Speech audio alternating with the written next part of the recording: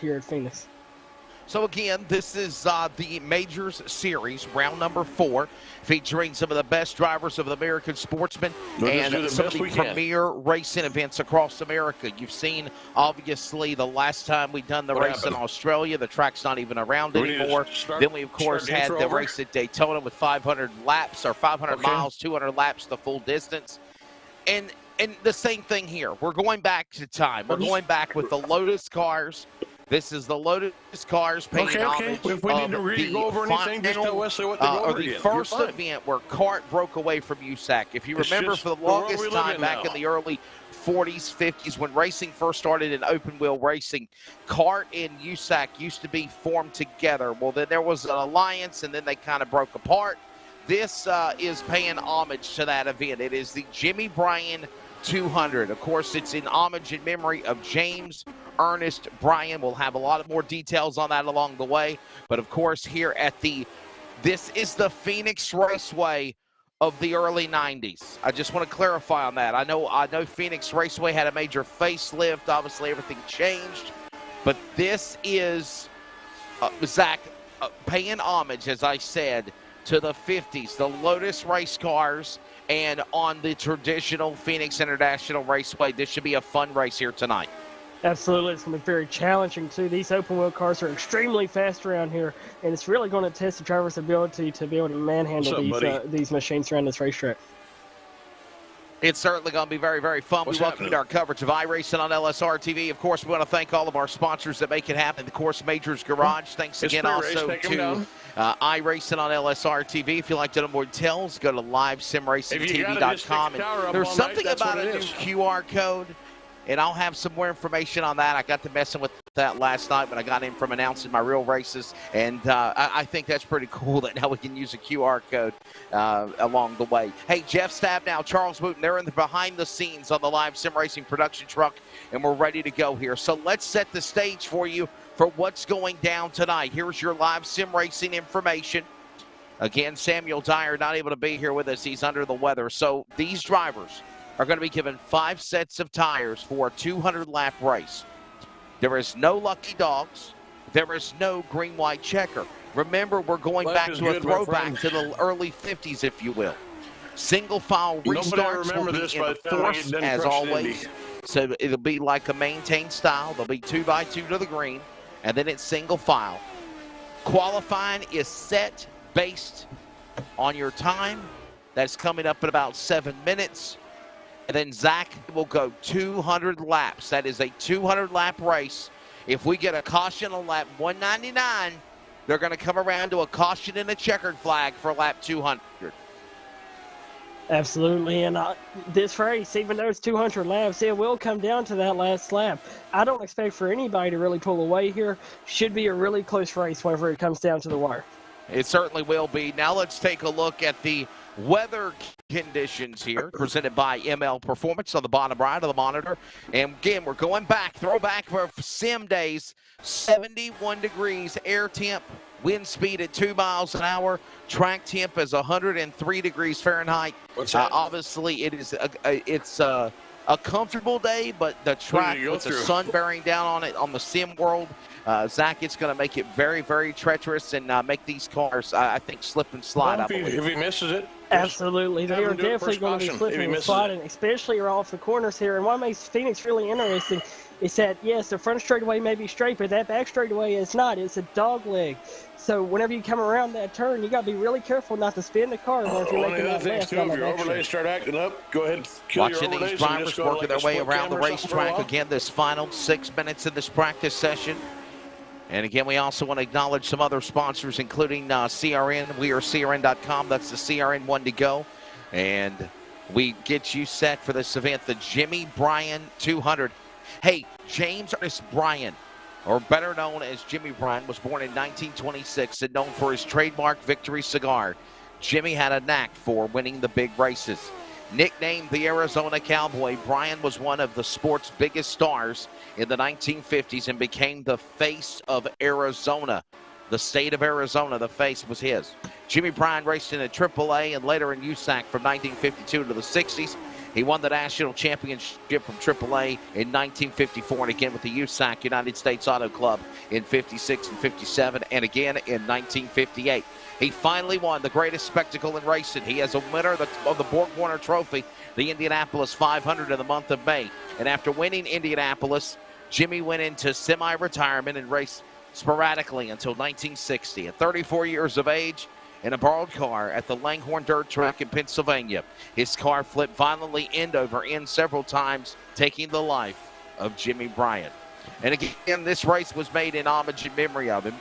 And if you don't know what the ASA is, it's the American Open Wheel Racing Sanctioning Body's history. They were from 1902 to 1955. That then became USAC. USAC became CART.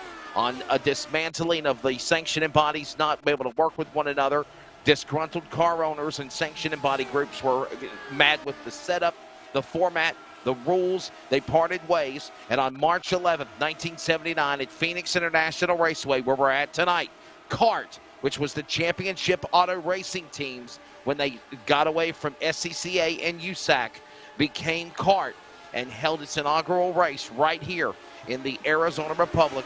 Jimmy Bryan, 150.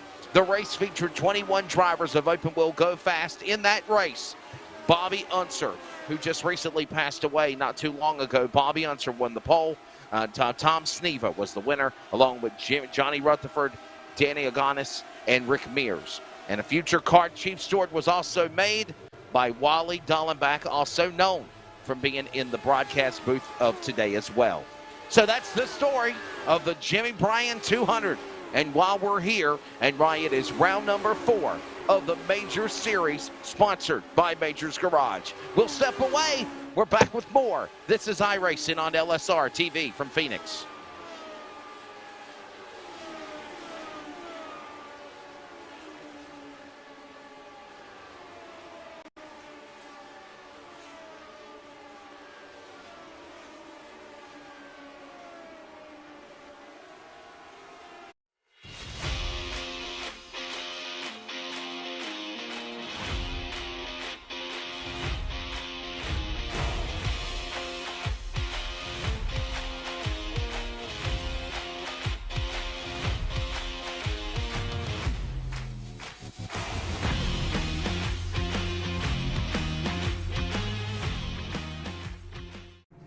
Broadcast personality Wesley Outland, and for the second year in a row, the Community Radio Network is excited to also be the voice of iRacing on LSRTV every Monday and Thursday night with the Northwest Racing Series for Cup and Truck. Join yours truly, Justin Prince and Samuel Dyer, every week as they race towards a championship. We're also on the radio in the Triangle in the Raleigh-Durham, North Carolina area at 87.5 WCRN and anywhere worldwide at wearecrn.com. Click play, check out the coverage, the power of radio to the imagination of the listener, esports style.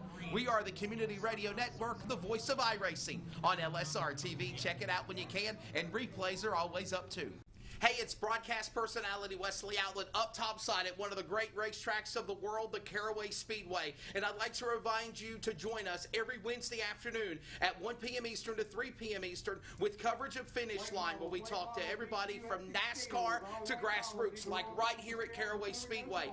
Carolina's Fox Sports Radio affiliates, iHeartRadio, and on the Community Radio Network at 87.5 FM. And remember, thanks to Live Sim Racing Productions, you can actually see the guest panel, ask their questions, get interactive with us with comments and so much more in our chat box. Finish Line every Wednesday. Join us every week.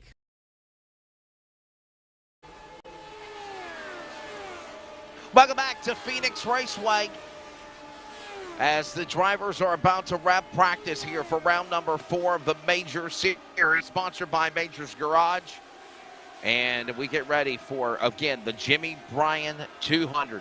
Traditional Phoenix International Raceway. You know, Zach, I know this probably wasn't even around your time, but I remember as a kid watching the Copper World Classic back in January, even before racing became big, you know, for a full-time schedule, if you will, like Speed Weeks in Daytona.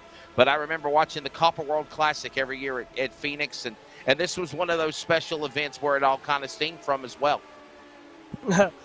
Yeah, I was. That's a little bit before my time there, Wesley.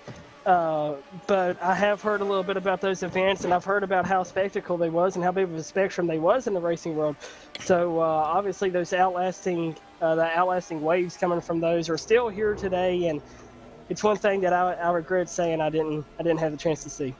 You ever get a chance, go on YouTube or look up Google and look up a Copper World Classic, and you could find some broadcasters or previous broadcast highlights of decades past. And what was really cool was they used to do events with like the Super Modifieds, the USAC, and the Silver Crown Sprint Cars, and the Midgets, and as well as the Modifieds, the 600 horsepower tour type mods as well. They were really, really cool and fun to watch. All right, so now we're getting ready to grid the field, and they're getting ready to go 200 laps. We'll give you a look at the point standings in just a few moments, but right now we're going to give you the starting lineup here for this 200 lap Jimmy Bryan 200. It is coming up next. We've mentioned all the America Sport competitors, names like Spencer Todd, David Gargaro, Murphy Nichols, and more. We'll have them. In the Lotus cars from back in the 70s, on the pole, Nathan Medina, the number 2 machine fast qualifier. Joseph Homan in the 222, row 1. Row number 2 is going to find Andy Spicer in the 24. To the outside, Robert Deloach in the 235. Row 3 here at Phoenix, Timothy Klaus in the number 80 and David Gargario Jr. in the 4. Row 4, Carl Burke, the legend of the 053. To the outside, Jason Lottridge in the number 3. Row 5, top 10, Greg McKinney in the number 35, Andrew Mick in the 186. There's your top 10, Zach.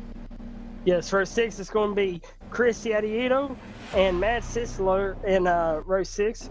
On the row 7 will be Dino Villa and Richard McClure. Row 8 goes to James E. Dean and Sebastian Jackson. Row 9 is going to be Morris Gomlin and Nick Horvath. And rounding out your top 20 is going to be Rob Courtney and Matt Gilder. Row 11, Mark Rediker in the number 462. To the outside, Bryson Shunny in the 002. Daniel Salem Howard is at the number 74. Spencer Todd at the number 18. Row 13 will find Murphy Nichols in 55. Daniel Davis in the 333. Got to speed it up. Row 14 will find Cody Richardson of the 064. Brian Scrivener in the number 70. Row 15 will be Andrew Kotska, the 047, and Robert Gamble in 54. The rest of the back of the pack includes Ernie Ludwig, Stephen Paulison, and in the tail, that is the lineup. Green flag in the air. 200 laps. The Jimmy Bryan 200. Green flag. The Lotus cars. And ladies and gentlemen, you have a race here at Phoenix. The closest battle's going to be for second as the leader's pulled out to a second lead here. The place battle's going to get cleared out, and that's going to put them single file throughout the top 5.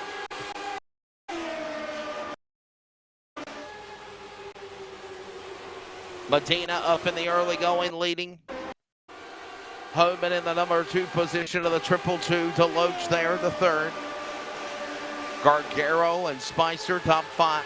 That's as it stands right now. So there's 3 different graphics of point standings, and we'll look at them when we get a caution flag in the race throughout the night here.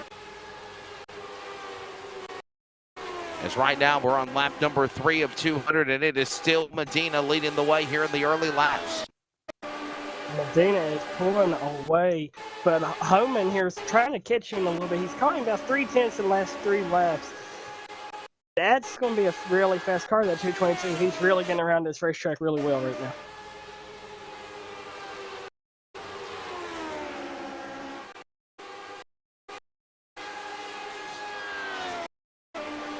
Medina the leader, Homan in the number 2 spot. Of course, Deloach, Gargaro, Spicer the top 5. No change in any of those positions. We are having some type of a technical issue for our audience. We just got a message from somebody. We're trying to get that resolved. Obviously, might be weather in the area. But right now, all the while, it is Medina leading the way. Homan in second, Deloach 3rd. And these Lotus cars. And you know something I also find different, Zach? The sound. the sound different from the race cars that we know of today from back as well? Yeah, absolutely. These cars have that really loud whine to them, almost like an old F1 car. Well, I guess that's technically what they are in a sense. It's an old F1 car, and it's really spectacular to hear. It makes you miss it to a very large extent. Yeah, they're exciting and they're fun to watch. As all the while, the number 2 machine, now a change as Medina falling back to second. That's Spicer in that machine as they work their way back across the line. Homan now in the number 1 spot. Medina second, Deloach third. Spicer and Gargaro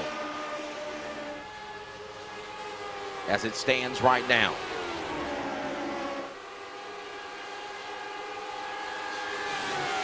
That 222 machine is going away from the 2 car very quickly here. He's got to about a 1.5 second gap now. And with those kind of lap times, he's just going to continue to pull away to a insurmountable lead here.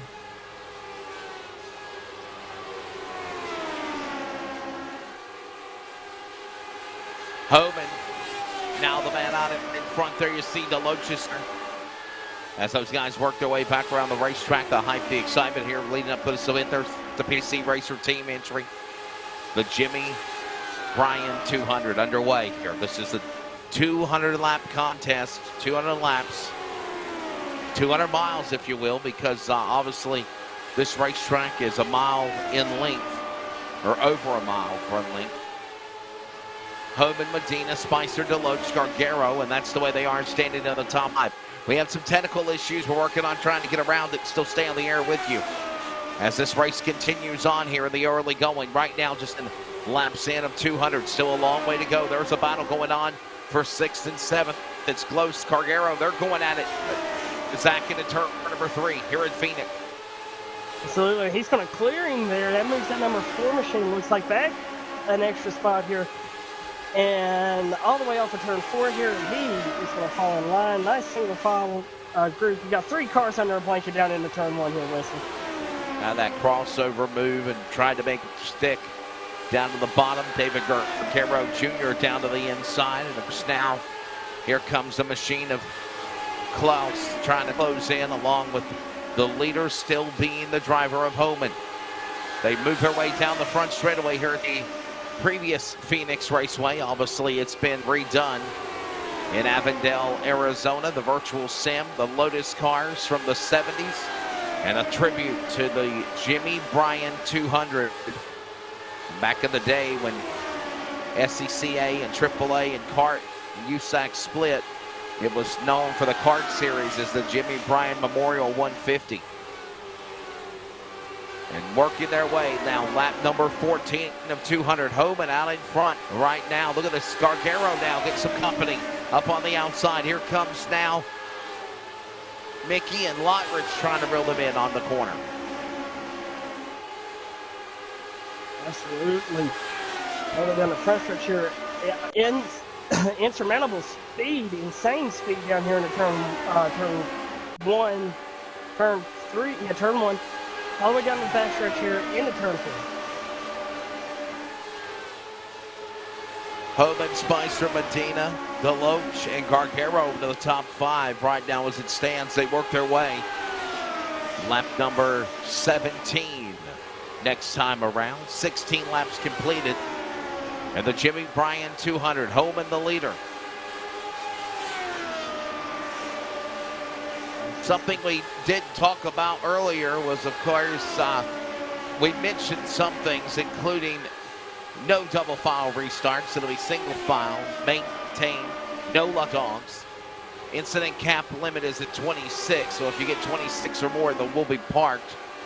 Tires are limited to 5 sets, including the 4 that are on the car right now, so 4 more in the pit area.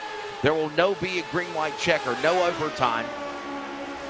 And again, restarts are single file, meaning that lap cars get mixed up in the pack with the leaders of like it was back in the old days. Pre-qualifying, of course, set the grid. These Lotus cars are the Lotus 79 model. Cautions are on, rolling start. And that is just some of the logistics of this Jimmy Bryan 200 sim battle here tonight is round 4 of the Majors series powered by Majors Garage for iRacing on LSRTV. He's trying to make a little bit of gain here on Homan, and he's slowly closing in here. He's running lap times just slightly faster than Homan, but he's not quite going to get there. Not here for the next 10 laps or so. There's Deloach, little man down in the 3rd position. And while that goes on, we'll change up camera angles, and I believe that's the 136 of Vela's car.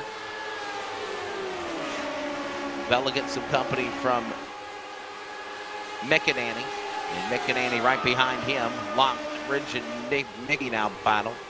There's the 186 trying to close in now on Klaus in the 80 machine. This goes on for the 6th and 7th position. Look at this move down to the inside. He's trying to move on to the bottom. Reels them in, use that wing. All the while they save it together. So you're seeing some of the different camera angles and the different cameras. At some time tonight, you might see 3 cameras at one time. That's just some of the graphics of work that they're working on. But we did have some technical issues based on the weather getting started, but I think we're back up and going now. And all the while, we didn't want to go off the air. We wanted to stay here with you. But all the while now, Homan is still the man out in front. This is the American Sport Split. Of course, you know, there's different classes for the Majors Garage Series. iRacing on LSRTV. Where's the American Sport Split? Andy Spicer continues to be about 1/100th of a second, or 100th of a second every lap faster than the likes of Joseph Homan here. So he is catching him just slightly. It's very gradual progress at the moment. Klaus up the racetrack, back down to the bottom. He'll try to make a move on Gargaro. And all the while, Klaus down to the inside, to the outside, back up top shelf now. Here comes Gargaro, trying to reel in on Mickey's machine. He'll close back in, down the back stretch, going to that 3rd turn. Notice they're using those rumble strips around the chicane, if you will. That little dog leg, which actually now has been totally revamped. Remember, we're using the old Phoenix Raceway model. And the Phoenix Raceway of today is now that back straightaway where that dog leg is. Chicane, some call, is now, Zach, the front straightaway. We got a caution. Yellow flag out. Got a quarter of the way through lap 25 and lap 27. A caution on the speedway. We're thinking it's possibly the number 7 that might be giving us a problem here.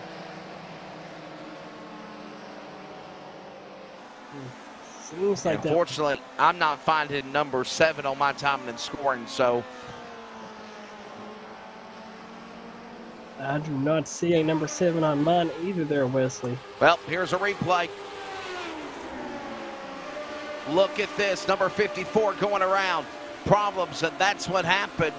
And they had already called for the yellow flag as the number 54 of Robert Gamble is the driver that put out the yellow flag. So Robert Gamble puts us under caution.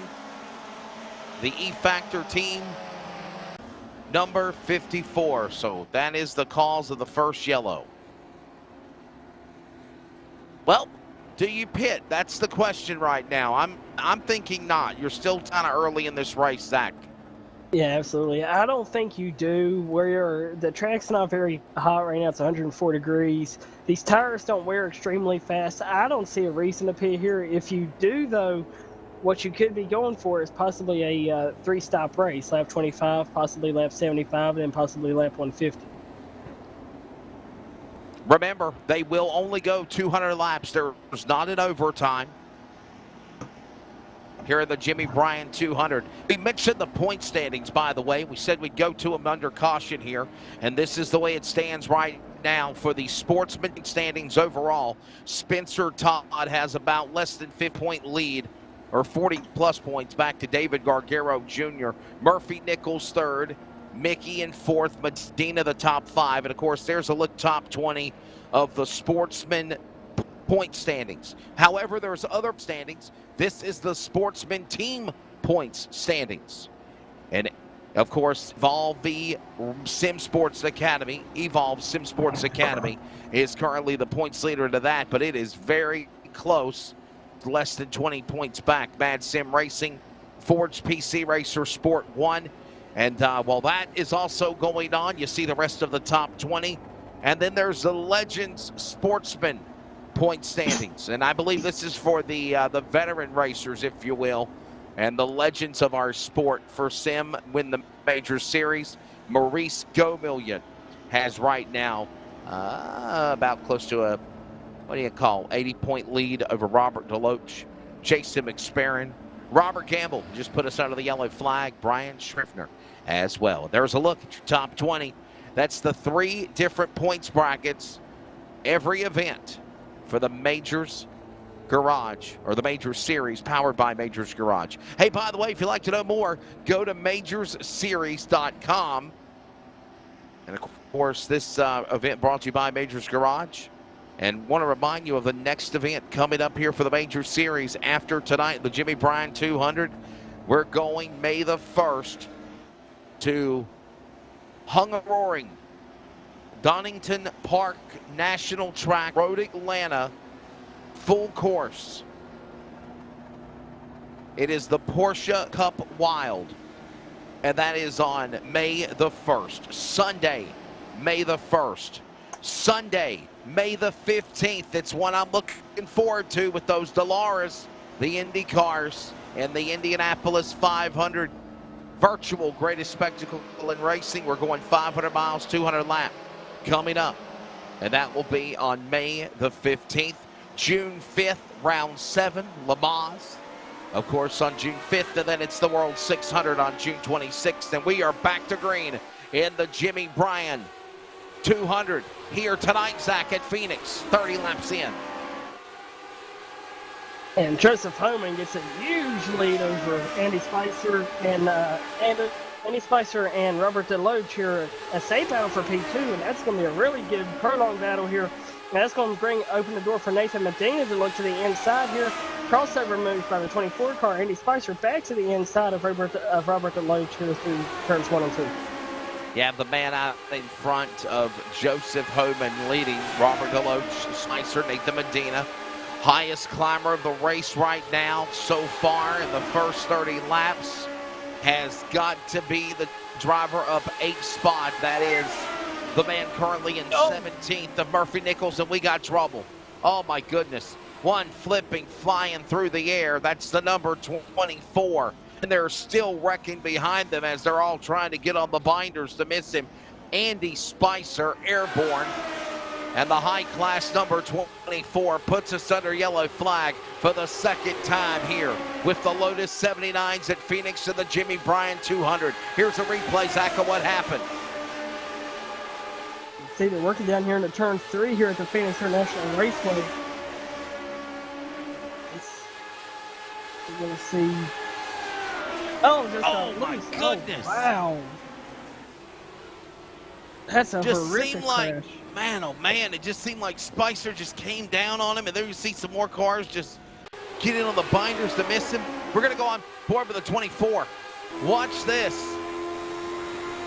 From the right front wing of the 24 of Andy Spicer. I'm thinking he just came down on the left. He didn't realize he was there. Watch this. Oh, my. Wow. Watch if you dare. Avoid the light at all costs, and that's the sun. Oh wow. The 35 going around as well, just to spin to avoid, if you will. That was, of course, Greg McInerney. And you hate to see that. Andy Spicer had a really fast race car here. They do have a fast repair in this series, so that's one thing to think about. In this race, Zach, they do have a fast repair, and obviously you know right now that You know Spicer's using his. Yeah, absolutely. I don't think he has much of a choice here. He better. They would have had some difficulties getting that on the tow truck on the way back to the pit lane, I would imagine. Oh me, oh my! That's a horrible accident here on the front stretch of Phoenix.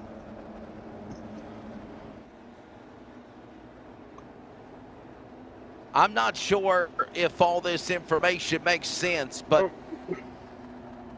I've just been told Andrew Mickey crashed, Andy Spicer's crashed, Sebastian Jackson has crashed, Chris Yedio crashed, Greg McEnany has crashed, Richard McClure, Matt Gelder, Carl Berg, Cody Richardson, Daniel Salim, Howard, Rob Courtney. I'm not catching. I don't know where the big one came from. I'm wondering if there might be a server issue, maybe. That was 27 of the 32 cars was involved in that accident. Can we see that again? Because I didn't see 27 cars wrecked. Can we get a possible front stretch view here? A view of just the whole Holy cow! Stretch? If that happened, could have fooled me because we were just keeping our eyes on, of course. You know, I saw McEnany and I saw Spicer, but I didn't see a 27 car pileup. That.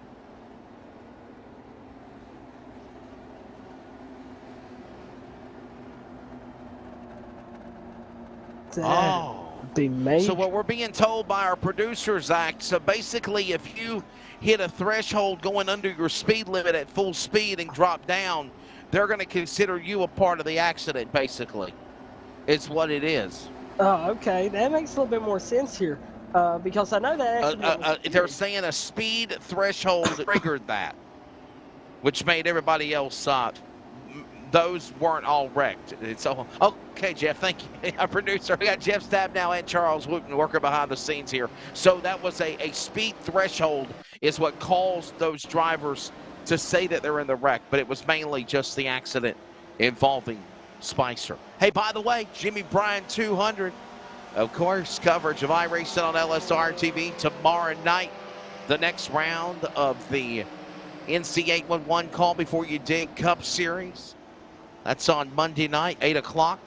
Then at 11:15, we're going to Vegas with the Northwest Cup Series. All that coming up.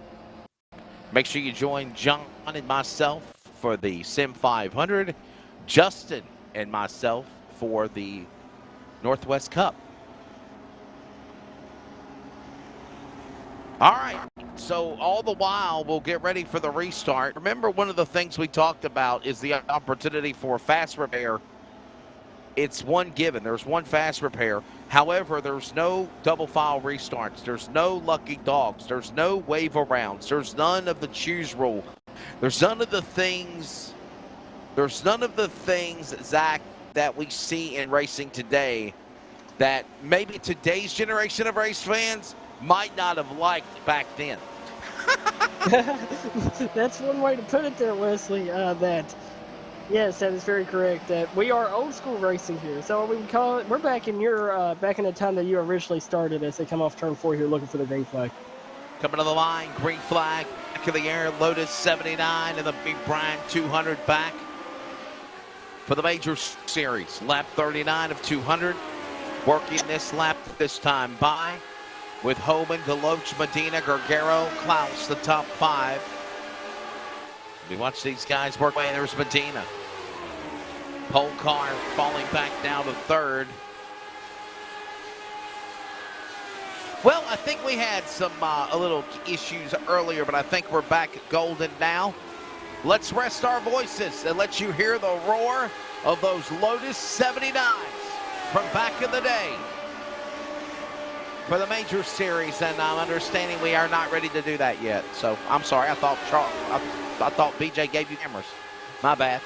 Homan, Deloach, Medina, Gargaro, and Klaus, the top 5.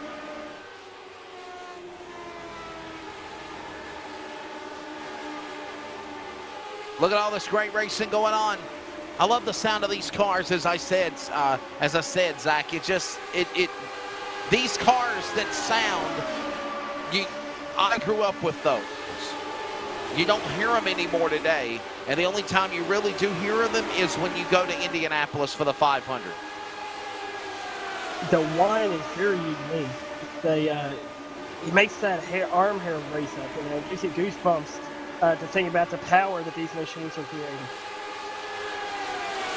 And I'll tell you this, even the whining of the engines you hear now at Indianapolis is not the same of what those cars sound like here right now from back in the day. I completely believe that. We have a battle here from 5th back to about 10th here that I've been watching. 5 cars under a blanket, and they're all running almost identical lap times. Kind of following each other around the racetrack.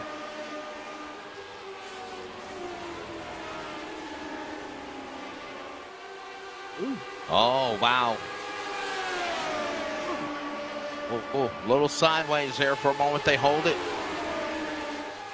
Deloach and Homan still the leaders all the while. Look at this great battle heating up. This is for the lead as Deloach is under attack by Homan and Medina all the while. Remember we were telling you about lap cars? Get out of the way, lap cars. They finally were able to clear those cars that were in front of them when the green flag came back out. As we approach 1/4 of the way through here in the Majors Series, round 4, the Jimmy Bryan 200, as the battle for the lead goes to the inside and make a move to the bottom. There's the Loach and Homan. They go at it in turn 2. All the way down the backstretch here through the kink in the backstretch into turn 3. It's going to be Deloach versus Homan for the race lead. They're going to be side by side with the engines whining. And now Medina's going to look to the inside for that second spot on Homan.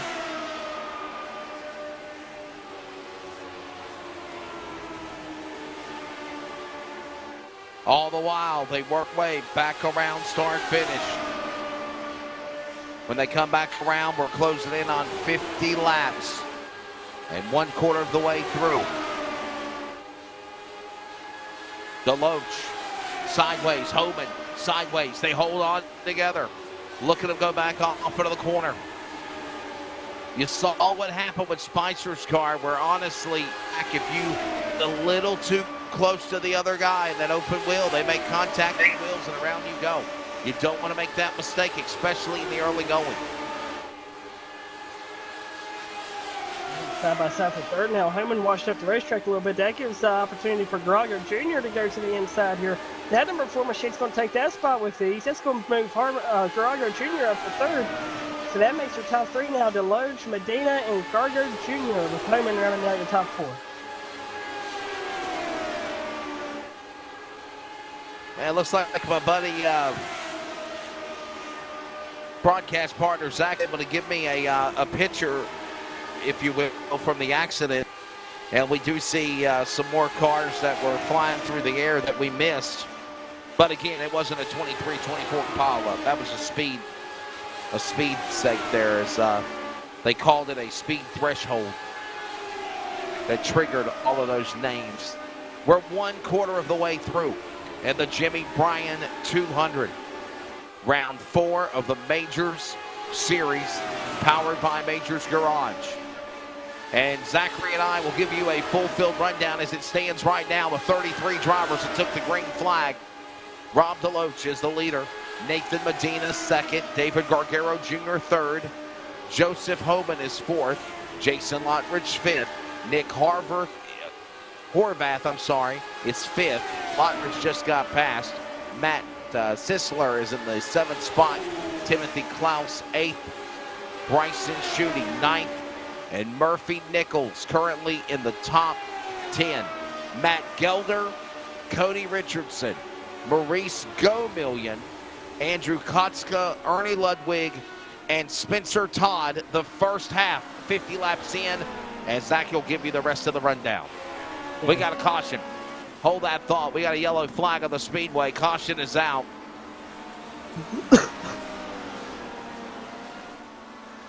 53 laps in, and caution on the speedway again. Oh my goodness, 64. I believe that's Courtney's car. And that is the 64 machine. Man, what a tough break. Yeah, that's the 064. Rob Courtney or Rob Courtney in 64. Look at this. One more time. Look at it. Just works his way around the corner. And just car came right out from under him. The Vengeance entry, number 64. Now, Zach, do you think that's because they used up their tires, or the handling just got in that corner too hard, overshot it, as we do see some cars pitting?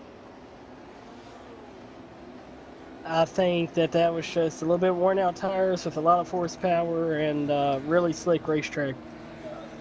Was probably the biggest contributing factors there.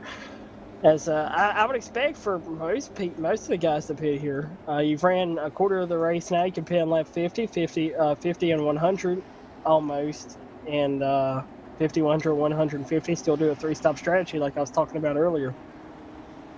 50 laps seems to be the magical number.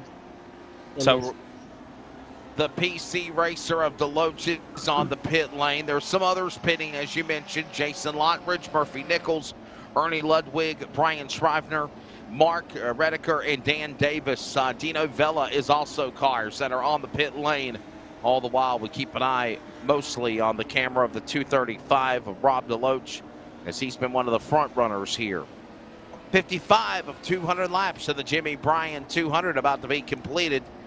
And, of course, with that shuffle of the pit stops, it's changed the entire rundown order. We were in the middle of giving you the full field rundown, and then we had caution on the speedway involving Courtney's car.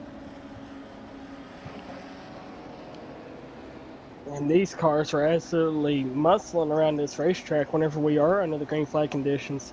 We have been green for roughly 30 minutes now, and we are already a quarter of the way through this race.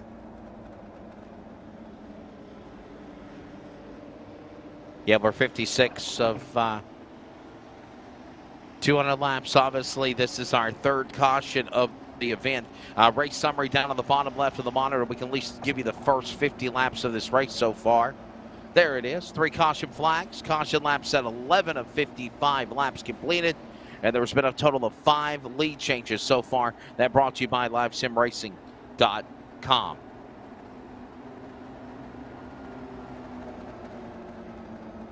And obviously, you know, Zach, I mentioned the battles for the American Sportsman and their championship. There's 3 championships on the line. And obviously, if you're one of those guys that are, I mean, I know we're kind of still early in the year. We're only in the round 4 of racing. But you don't want to fall back. You don't want to have a bad night. You don't want to have some sideline you and put you further behind. And obviously, try to be as competitive as you can. What I love about this major series, Zach, and I know this is new to you here as far as in the broadcast booth, but you used to run in this series, right? You used to run in this series and help spot and crew chief? Correct. I would run in the majors events, which isn't exactly this. It's their main events throughout the year. Like you'd have the Daytona 500, the Indy 500, as I know you're looking forward to here in May. I'll actually be running in it, so I still do a little bit of it here and there. So I never did follow the full schedule like some of these guys. It's a lot of time commitment, and these guys are the best at what they do. There's a reason why it's called the majors. These guys do sim racing the best. That's what they're really good at. And what's so cool is they're always in different cars. It's not the same thing. Green flag goes back up in the air here for round 4 of the majors. And the Jimmy Bryan 200 here at Phoenix, the Legacy Phoenix. Again, as we mentioned, the Porsche Wild Cup coming up at Road Atlanta on May the 1st. Indy 500 virtual May 1st.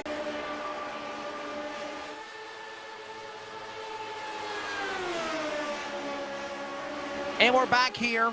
As I said earlier, we are having some technical issues, weather-related, and, of course, some problems network-wise. Our apologies for that. We welcome you back, coverage. It is the Jimmy Bryan 200.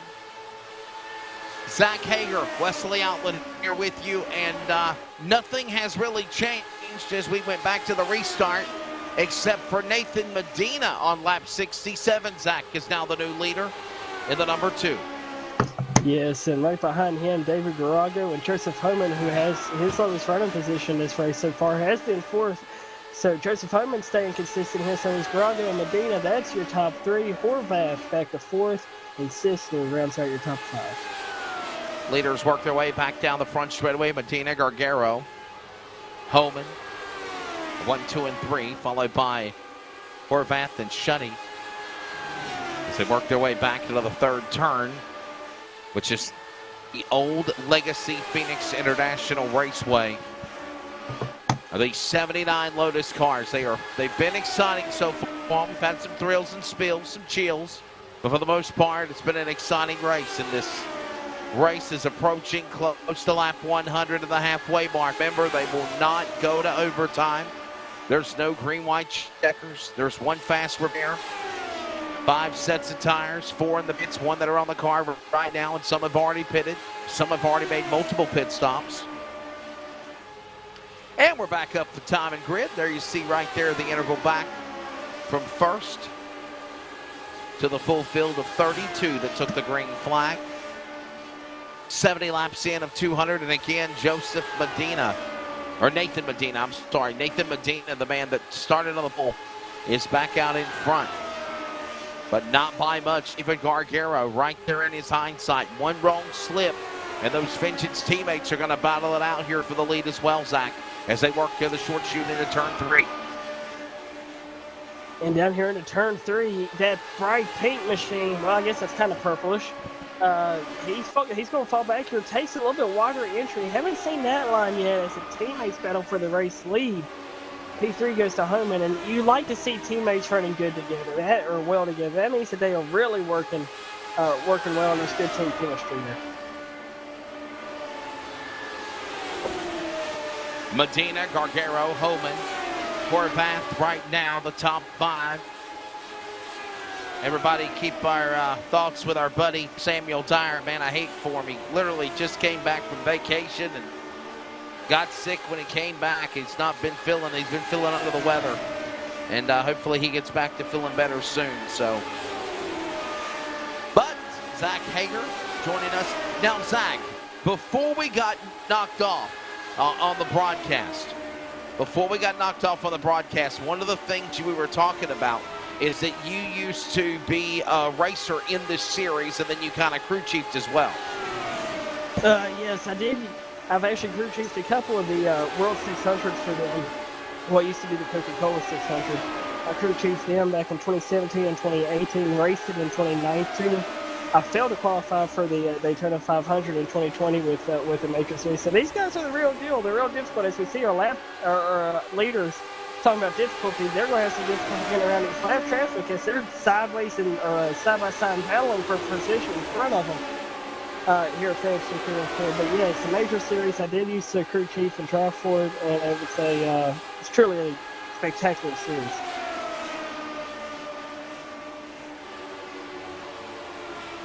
And now joining us up in the broadcast booth, lap number 77 of 200. Dana, Gargaro, Homan, Horvath, shutting the top 5. Everyone staying in their spots, of course. Robert Moyer Jr. is watching, of course, from Freaky Fast. And the only closest iRacing broadcast I've ever done with Indy cars was with him probably about 2 years ago, when they did a mock version of the Indy 500, and man, I had a blast. That was so much fun.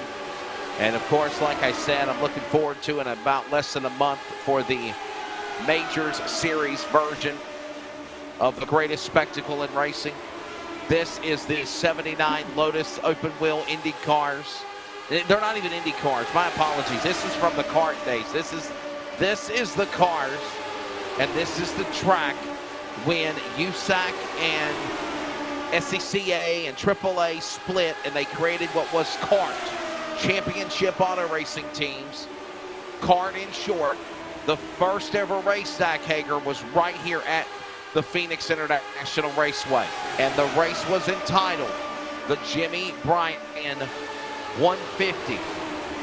And again, the Arizona Republic Jimmy Bryan 150, as it was in memory of his of this driver, Jimmy Bryan, the man that had a cigar in his mouth all the time, especially when he won races. You can't get much cooler than that. And that's what's cool about racing.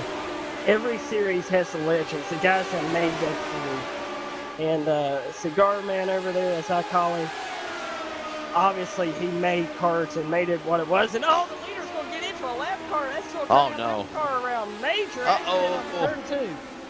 And the lap car gets into the leader of Nathan Medina. Medina was not going to back off whatsoever. And now you see him crab walking, driving cattywampus down the if you will, short chute, or, oh, he's going to spin it out. Trouble in turn 2 on the back straightaway, which is now the new Phoenix front straightaway. Oh my goodness, he got clipped. And again, you see that side wheel contact on the passenger side with the machine there. That's just product of racing the leader. Wow. It's got a race to try to keep the lead lap. You got a race to try to stay on the lead lap. And just, oh wow, absolutely horrible accident. It's gonna put us under caution. Yeah, man on man. Pit road is open, and more drivers taking advantage of the opportunity to pit, and it's almost the entire cavalry in the top 10, except for Nick Horvath and Bryan Shitty. They do not pit. Medina, Gargaro, Homan, Sisler, Richardson, Gomillion, Gelder, Dean, and Jackson. Zach, they're all on pit lane, and they are closing in on lap 100. And they are going to be very fast on pit road here, as it doesn't take long to take one lug nut off of a race car. As they're all going to come out here, 4 fresh Mr. Feelgoods. A little track temp update for everybody. We have lowered down to 102 degrees from the previous 104 degrees here at Phoenix Raceway, which means that the track should be getting just a little bit faster as we creep into the after or evening here. Well, as you just mentioned that, look at that sparkly color green on that car. Do you see that? Wow. That's wow. I've never seen that. That's pretty wild. That'll catch your eye. That's Nick Horvath, by the way. He's the new leader in the car 382. That will catch your eye. Remember, one thing we talked about in the Evolve Sim Sports still. Remember, we mentioned that name earlier. They're currently up in the top of one of the 3 point standings for the Major Series Championships for American sport. Only in round 4 here tonight, Phoenix. No wave around. No lead lap cars back to the front. You'll see all these cars that did not pit or did not get away from the leader, Horvath, as you see. And honestly, back in the day, this is the way it was. Back in the day, you literally, if you were a lap down, you stayed up in front of the leader. If you remember, at one time, it was always single file. Then they kind of had the idea of, all right, we'll put the lead lap cars on the outside, and the inside's going to be the lap down cars. Lap down cars on the inside. You guys will be right beside the leaders, but we're going to give the leader the outside shot. But then, of course, we moved into what is now the choose rule, the cone, the double files, the lucky dog, the wave around, the free pass. All the things that we have now to honestly, in today's world, make things fun, interesting, and entertaining, because I think in today's society, back then, you might be intrigued by this, but back then, I think if we had today's format now, people would not be excited. So we'll try this again. You got to love racing. It's got to be down here. Pace car drops onto the pit lane. Jimmy Bryan, 200 in the restart zone, back underway. And a new leader with Nick Horvath, who did not pit. Shunny, Todd DeLoach, Ludwig, Medina. That's the way they work their way out of turn number 2 in the restart. Horvath is going to boot scoot down here into turn 3 and 4. All clear from Bryson Shute. And Bryson Shute going to look to the inside here going into turn 1. It looks like he should be able to make that work if he can get down there. He's not close enough.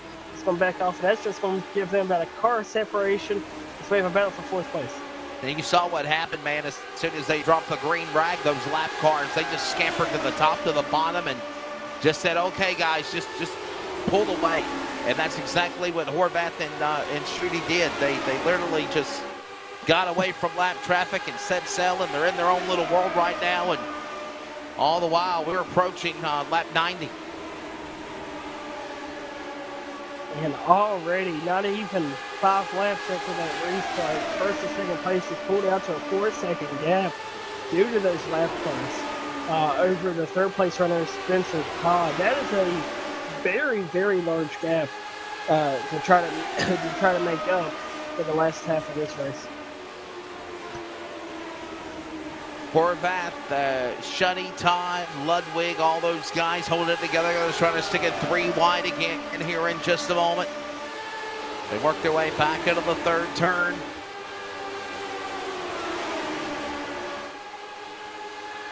So much action going on all over the racetrack. It's kind of hard to keep up with what's going on as we're 10 laps away from halfway in this 200-lap, 200-mile contest of the Jimmy Bryan 200. Round 4 of the Majors Series, powered presented by Majors Garage. iRacing on LSRTV. I'm Wesley Outland. Zach Hager is filling in for, of course, Samuel Dyer, who is under the weather, not able to join us tonight. Normally he joins me on the call for the coverage. I hope Zach's feeling better soon. Some pressure with Samuel as he tries to recover over his fitness. We have a battle for the race lead, and Bryson's just going to steal that from him. Not really a battle at all. Nick Horvath's just going to pull over and let Shute have that one. Yeah, I was going to say, if that was much of a battle, it didn't last long. Yeah, Shute shut the door on that quickly. How do you like me now? Horvath falling back to 2nd. And all the while, Shute now pulling away in the 002. Shute's boot scooting a little bit better than Nick Horvath right now. Spencer Todd has finally got clear of all that lap traffic, but as I say that, he goes around one more. So after this one, Spencer Todd, your 3rd place runner, is going to be able to get clear of all the lap traffic, and now there's no lap traffic in between your 3rd place runner and your 2nd place runner of Nick Horvath.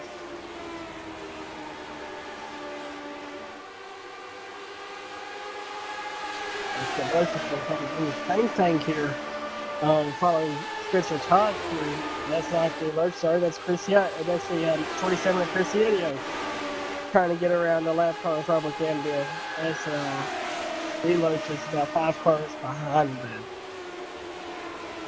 And all the while, lap cars all in the way. The leaders continue to battle. Shute and Horvath and Todd DeLoach, Ludwig top 5. We're closing in on a century grind around Phoenix in this event. As again, Shute got the lead around Horvath about 2 laps after the restart on the most recent caution flag. And while this goes on, a whole bunch more racing going on around this racetrack. Look at this competition, fast and fierce and furious all over the track. And as we mentioned, lap cars are all in the way as well.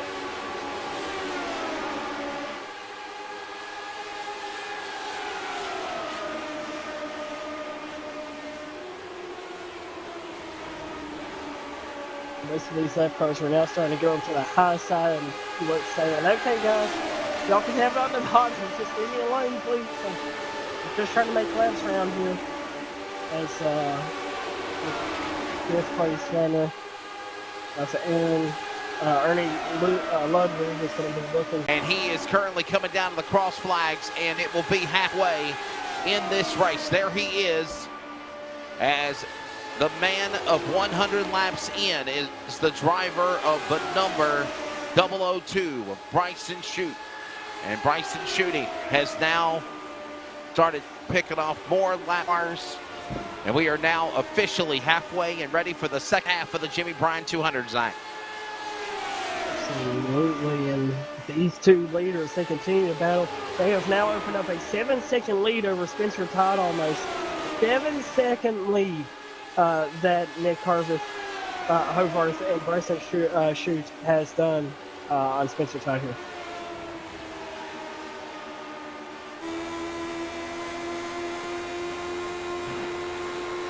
Listen to the look at that. Listen to the, yeah.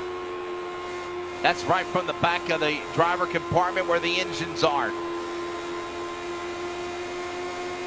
Look at them weasel their way around, inside, outside, trying to cut the air off of one another. That's Horvath, and all the while he's also trying to close in and get away from lap traffic as we speak too. Really astonishing speed.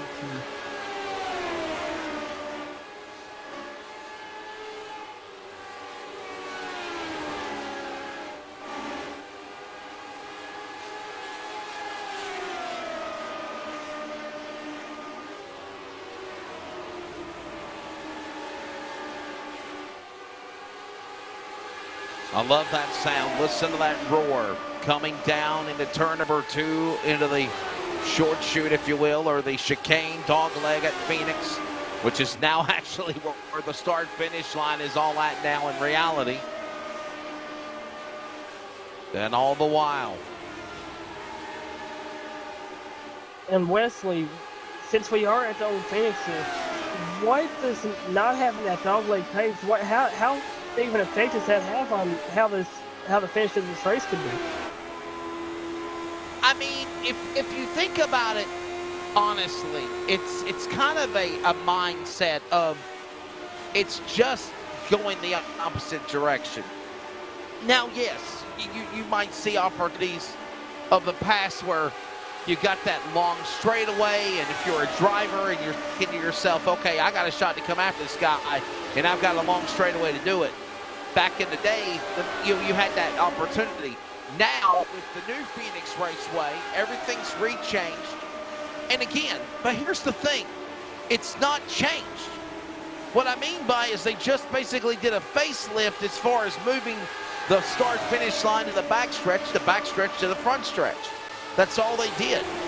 And in doing so, it changes maybe the style of the racing, the finishes of the races maybe. But with that being said, I think that's all just a mindset. And really, it's quite interesting how big of a difference in mindset that could be. Because I know whenever we first got the update on iRacing, I thought I was at a brand new racetrack. Because all of a sudden, your braking points and everything kind of gets messed up.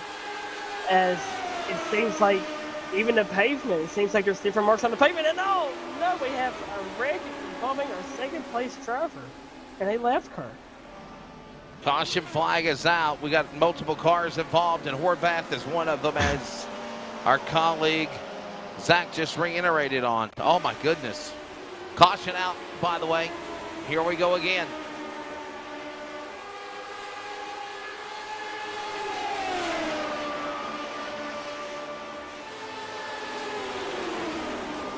Oh, what no. in the world? Oh. Left car may have went in just a little bit too high.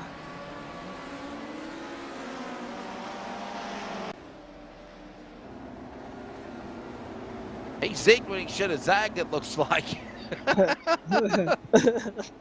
Oh. Oh my goodness. Leaders are on. And obviously, yeah, you know Schute's going to pit now. Spencer Todd behind him, Deloach Ludwig. And let's see if Medina's going to make it 5 in a row. Yep, I called it. Top 5 coming to the pit lane. Cargaro is in. Homan is going to stay out now. That's going to give Joseph Homan the lead. Brian Shrivner will come to the pit lane. Timothy Klaus, as all the while, Sebastian Jackson, Cody Richardson, and Nick Horvath, other cars that are now coming to the pits. There is 82 laps to go next time by when they come back for the restart. Copy that. So there's the leader, keeping an eye on him.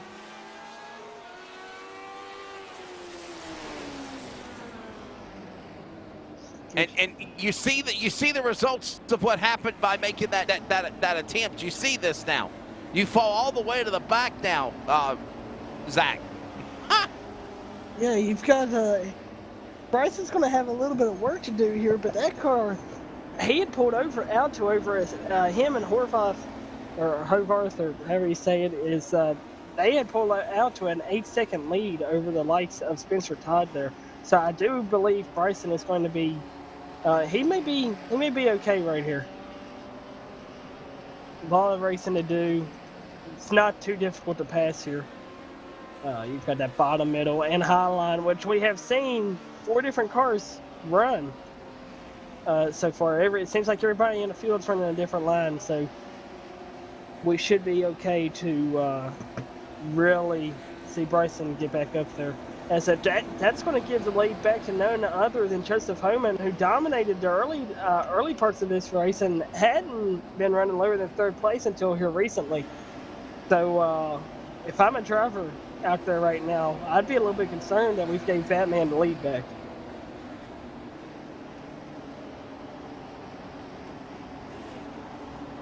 So obviously this now gives the lead to Joseph Homan, the 222 car.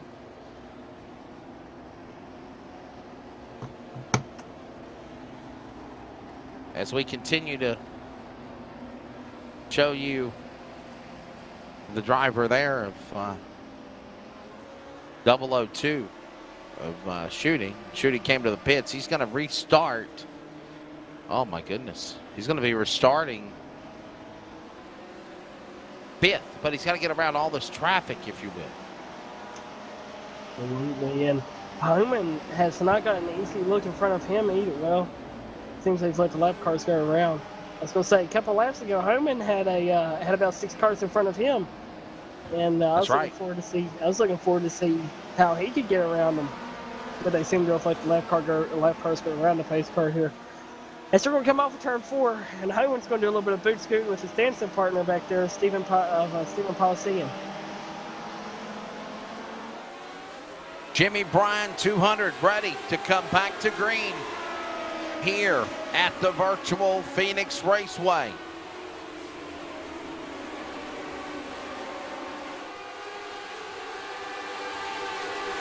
Watching them all work their way back around the racetrack. We're back to it again. Oh, man.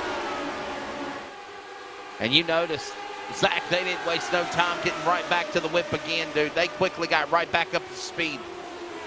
Absolutely. It did not take them long at all. No 2-3 laps needed here. We're showing NASCAR how it's done as we proceed to see speeds of over 150 miles per hour around these very sharp corners here at Phoenix International Raceway. By the way, to my friends at NASCAR, Zach said that, not me.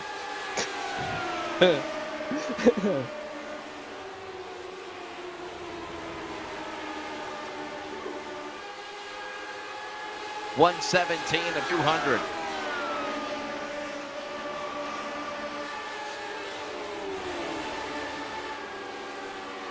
You see the scoring ticker up on the top here for the Jimmy Bryan 200. As right now, Joseph Homan is the new leader. Sebastian Jackson second. Matt Sizzler third. Cody Richardson and Brian Shooting now all the way back to the top 5. As we watch all these guys work their way around the legacy traditional Phoenix International Raceway, the home of the Compa World Classic. And again, so much history about this event. The Jimmy Bryan 200, round 4 of the Majors Series, presented by Majors Garage. Zach Hager, I'm Wesley Outland. Hope our buddy Samuel Dyer gets back to feeling well soon.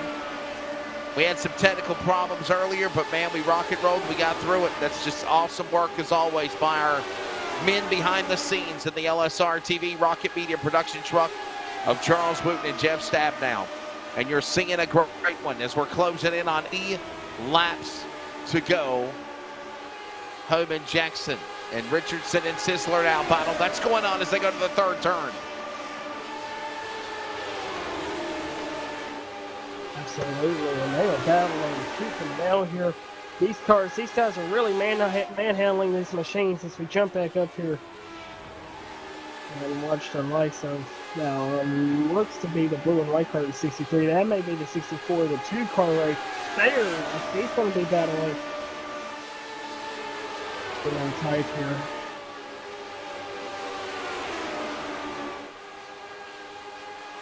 And Andrew McKay is going to unlap himself by passing our leader, Joseph Homan. And I think that may be the first person to pass Joseph Homan all race. Yeah, we're going to keep an eye on that. Yeah. Somebody finally passing Homan. And Joseph Homan. By the way, let's real quickly look at the race analysis as it stands right now. As we approach 80 laps to go, 75 to go here. There it is. Well, we've had more cautions than 2. I think there's a... Oh, we had to reset it. I'm sorry. That's right. Remember, we had to reset it, so that's why it is what it is. So if you're thinking, we had 6 caution flags if you count the 4 from the first 75 laps or so, Sam. Zach. Absolutely.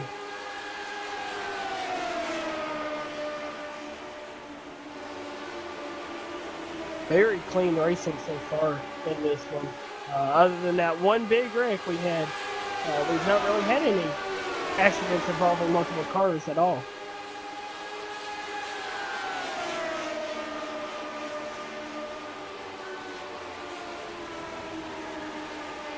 So again, that is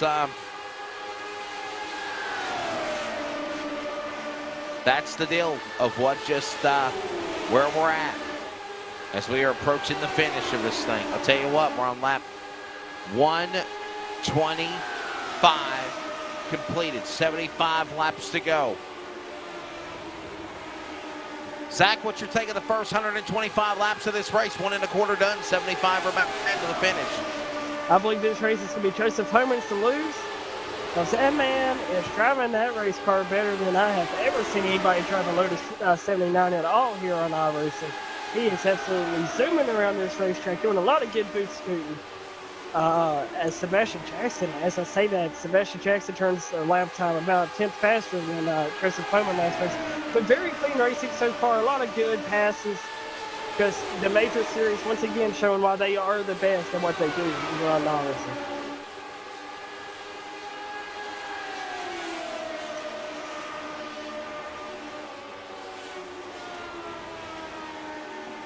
And the laps ticking down. Remember, next round of the Major Series will be coming up in a few weeks' time. And that will be on May the 1st. 27 days from now, May the 1st, in the Porsche Cup Wild. Porsche cars, if you will, on 3 separate race courses. Hungary, Donington Park, and Road Atlanta. The Porsche Cup 992 models. That is the Porsche Wild Cup. Porsche Cup Wild. 3 tracks in one night. Round 5 of the Major Series presented by Majors Garage. That is May the 1st. And then 14 days from there, Delar, IR Weight Team, and the IndyCar Indianapolis Motor Speedway. And the Majors Series version of the virtual greatest spectacle in racing. And as always, American Sportsman classes are broadcast on iRacing on LSRTV. Zach, we got 70 to go, brother, here at Phoenix. Absolutely. We got 70 laps to go here at Phoenix International Raceway. And a little track facts for you folks at home. In 1994, Phoenix Raceway was featured on the crime adventure The Getaway, which starred Alex Baldwin and Casey Bassinger. And in 2004, it was also filmed, and it was also in the movie Taxi with Jimmy Fallon and Queen Latifah. So Phoenix is no stranger of being not only a racetrack, but I guess you'd say a Hollywood movie set as well. We have a wrecking 304, major wrecking 304. Got one upside down. Caution out, we got trouble. Oh no, yellow flag. Understanding from Zach, we got one upside down. Our production cameras will find it here in just a moment. Let us see where it all went down as the yellow flag is out here with. Here's your replay. It's presented by Paul. Oh my goodness, wow. Hey, just lift off, if you will.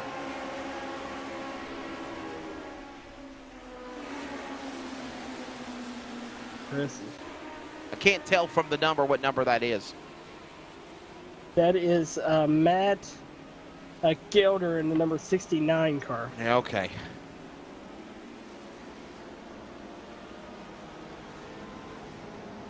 And the it looks like the bottom of his car had a little message on it there. Yeah, Matt Gelder. All right, so as we approach under 65 to go, Zach, do you pit? I don't think so. I don't think you pit here, no. Not enough laps left in the race. It's getting a little bit harder to pass now. Lap traffic's kind of made its way spread out throughout the field here. So not only do you have to pass the likes of those that's on the lead lap with you, but you'd also have to pass all that lap traffic. And, well, frankly, you've got the fastest guy on the racetrack already leading, so it'd be hard to get around him, I would imagine. I don't see a reason to pit here unless you maybe didn't pit under the last two cautions. So I just got to throw this out there. And Zach, great work as Matt Gelder comes down onto the pit lane. Charles, I don't know if you could show his car real quick, Matt Gelder. You're going to like this. This is a funny bit. That car that just went flying through the air, upside down, hitting the wall. The undercarriage of his car has a quote on the back of it, or under the car. Not the back, but under the car. And it says, if you can't read this, if you can read this, Frank loves the not top 10.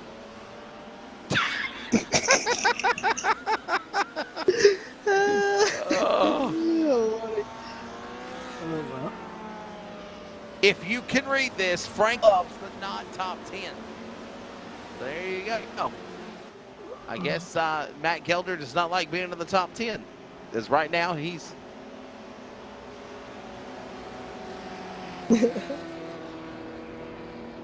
Oh! I forgot about that segment. So there's a segment on iRacing, and it's called the Not Top 10. So I guess he wants to see if he can be on the Not Top 10 for the iRacing of the month. Thank you, Charles, for being in my ear and letting me know about that. I didn't. Confession time for all of you people out there that are watching. I do not have the simulator. I've never stepped foot in the cars. I've never raced one of these cars. I've never raced a cup car on the virtual sim. All I do, Zach, is call the races. And the only way that I do that is because of the awesome production work done behind the scenes by Charles Wooten and Jeff Stabnow. I do not have an iRacing simulation pack. I don't. And that is impressive. So everybody, let's give a round of applause here to Wesley Outland, as he is an absolutely stellar lead commentator here for us here at LSRTV, our home sim racing. Does not have a simulator. That's rather impressive. And even bigger round of applause to our producers for bringing the race to Wesley. Zach, did you not know that? Did you never know that? I do not believe I was aware of that until now. I think that Charles may have informed me of that a couple of weeks ago. But we're back to it. We're back to it again with 62 laps to go here in the Jimmy Bryan 200, round 4 of the Major Series. No, I connect on all of the appropriate gizmos and gadgets that I need, but as far as having a iRacing subscription, no. Wesley, closing in, 60 to go here at Phoenix. Go ahead, bud. You do call to the car store and the real life situation here, correct? Do what now? You call for the Cars Tour, the super late models, in real life, correct? No, I'm not the voice of the Cars Tour. That's Tony Stevens. I don't do that. I could have swore that was you. No, I have a whole bunch of other stuff that I'm involved with, though. We'll go over my successful itinerary resume when we're off the air. Back to the event with 60 remaining, and the Jimmy Bryan 200. As the leader out in front is now, of course, after several lead changes, Joseph Homan, the 222. Rob Deloach somehow, after his hiccups, have got back up there to the number 2 spot. Here's the biggest climber of the race. There's 2 drivers, Zach. One is Cody Richardson, up 24 spots to 3rd in the 064. And Ernie Ludwig in the 26 machine is 6th. He's up 25 spots as we approach the final 3/4 complete and the final 50 laps of the Jimmy Bryan 200 at Phoenix. Yeah, Ludwig is actually turning lap times faster right now than that of Joseph Homan. So Ludwig, how about that? He could possibly go plus 31 and win this thing, or plus 30 and win this thing. If he continues to set the pace that he is, it's absolutely remarkable.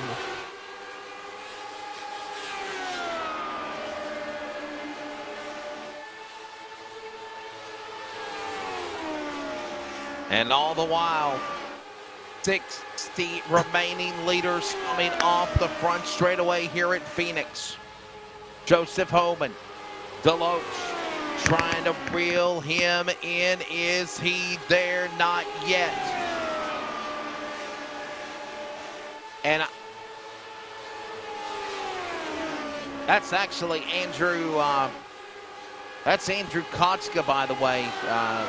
A lap down car, battling with the leader, trying to clear him out of the way. Kotska finally, well, actually the leader finally, Zach says, go, take it, have it, go, past me, clear away. That's a lap car. That's Andrew Kotska, the 047. He's 2 laps down, trying to get back on the lead lap with Andrew Kotska now. And remember, back in the old day, you know, Zach, we didn't have caution flags and lucky dogs. You had to fight your leader and get around the leader to get your lead back, to get your lap back. And then you prayed for a caution flag, like right now, Kotska just did, to go from 2 laps down to 1 lap down. And then if you get a caution, you're still 1 lap down, but you got to race to get back on the lead lap. That's all we like to call really driving your heart out. To be able to get the lap back here. And Kotska is just the 2nd man now to pass Joseph Homan under green flag conditions.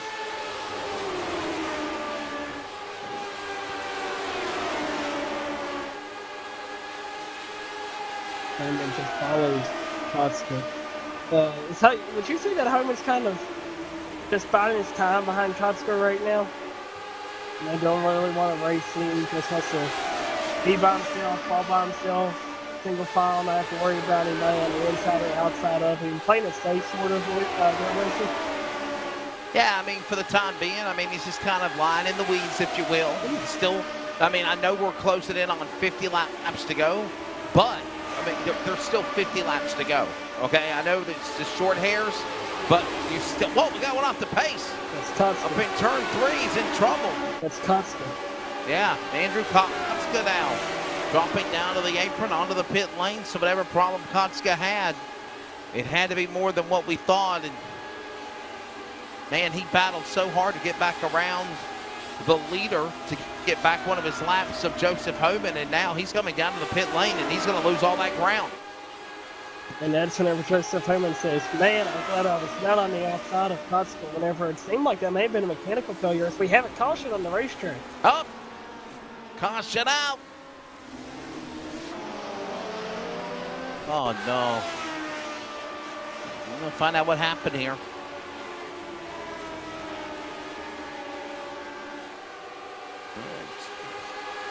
Contact with another car, maybe the wall.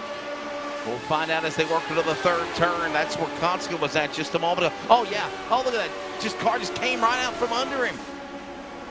That's getting up in those marbles. iRacing does simulate those marbles here. I'm not sure if they have them set to clean or not, but if they do not, that's exactly what that was. Got up in those marbles, and it just turned him right around. That was crazy. Center steer cars also on these 79 Lotuses, just like the IndyCar Delaras of today, or even your big block modifieds that are the center steer cars. All right. Shootout time coming up at Phoenix. Something we've not done in a while is take a commercial break.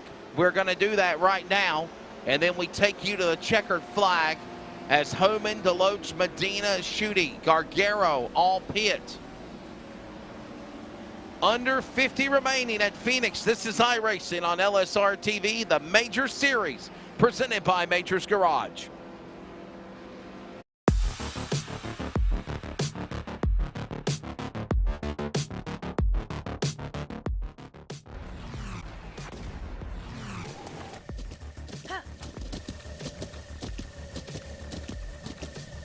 With the Butt Kicker Gamer 2, what you see and what you hear is what you feel.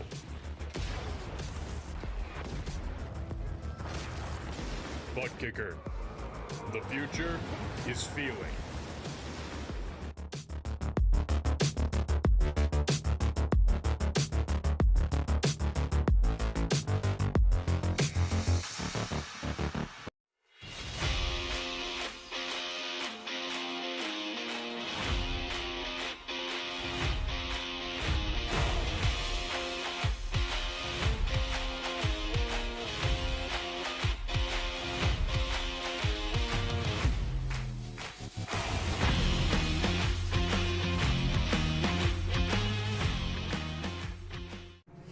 Broadcast personality Wesley Outland, and for the second year in a row, the Community Radio Network is excited to also be the voice of iRacing on LSRTV every Monday and Thursday night with the Northwest Racing Series for Cup and Truck. Join yours truly, Justin Prince and Samuel Dyer, every week as they race towards a championship. We're also on the radio in the Triangle in the Raleigh-Durham, North Carolina area at 87.5 WCRN and anywhere worldwide at wearecrn.com. Click play, check out the coverage, the power of radio to the imagination of the listener, esports style. We are the Community Radio Network, the voice of iRacing on LSR-TV. Check it out when you can, and replays are always up too. Hey, it's broadcast personality Wesley Outland up topside at one of the great racetracks of the world, the Caraway Speedway. And I'd like to remind you to join us every Wednesday afternoon at 1 p.m. Eastern to 3 p.m. Eastern with coverage of Finish Line, where we talk to everybody from NASCAR to grassroots, like right here at Caraway Speedway, Carolina's Fox Sports Radio affiliates, iHeartRadio, and on the Community Radio Network at 87.5 FM. And remember, thanks to Live Sim Racing Productions, you can actually see the guest panel, ask their questions, get interactive with us with comments and so much more in our chat box. Finish Line every Wednesday. Join us every week. Hey, it's broadcast personality Wesley Outland, and for the second year in a row, the Community Radio... Yes, it is! No, it's not! The mics are open. They're not open. We're on. And the nightmare is seeing my big ugly mug on the face of the camera. We're ready for a shootout, ladies and gentlemen. When it's live, it's live. That's what I always tell people, okay?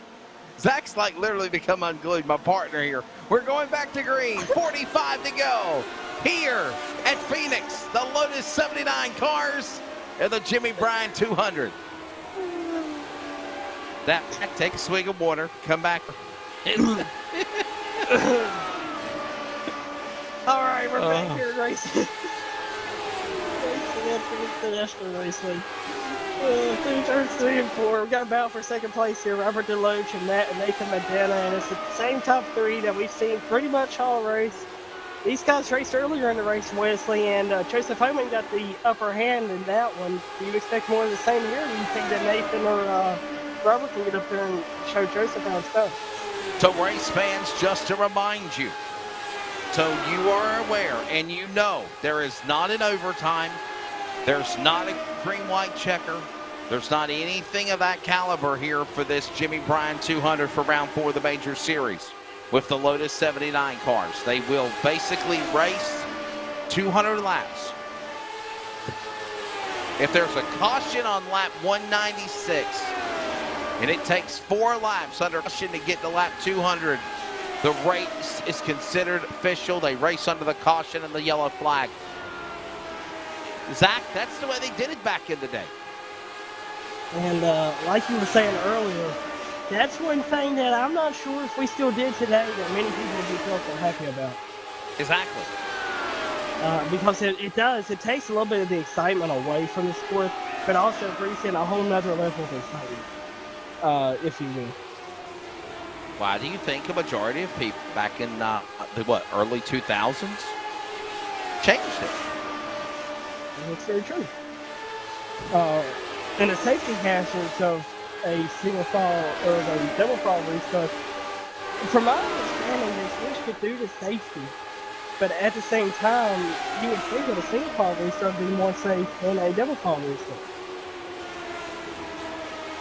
Joseph Homan got the wall there off the 2.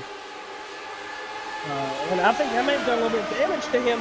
As Nathan Medina now looks to the inside, and he passes him relatively simple. Joseph Homan just could not get to the bottom, and now Robert DeLoach is also going to be looking to the inside of him. That may have cost Joseph Homan the whole race right there, as he made the contact off of turn 2 with the walls. We have a caution on the way. And the yellow flag coming back out as Zach just reiterated on. Close it in on under 40 laps. 38 remaining to be exact. Caution out. We'll find our Pulse Poppers instant replay. By the way, spring is around here. Summer's coming soon. And if you're not doing virtual iRacing or the real thing, you should use some Pulse Poppers, fishing lures, and get your fishing done. There's your replay. Is that our guy Gelder again? It is. It's Gelder. So if the not-so top 10 didn't make first time, maybe he makes this go around. Well, he's got 2 submissions from me. I'll be submitting both of those over there to our good friends over at iRacing. Oh, my goodness. Well, that's what happened there. So, Steve Myers, if you're watching, give this man a trophy. And put him in the not-so-rich and famous top 10 for iRacing of the week. Oh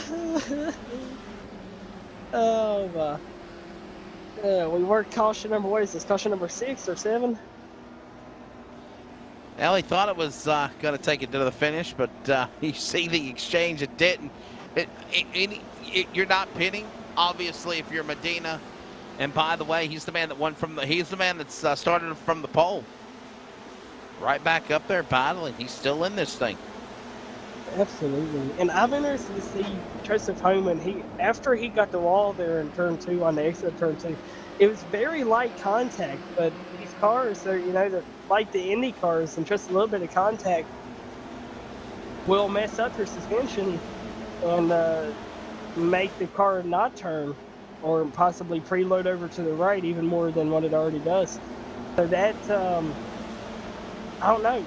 He couldn't get it down to the bottom in 3 and 4 that lap, and then he couldn't get it down to the bottom in 1 and 2 either. So it lost 2 spots in doing so. This could be a very challenging race for Homan from here on out if he wants to win this race.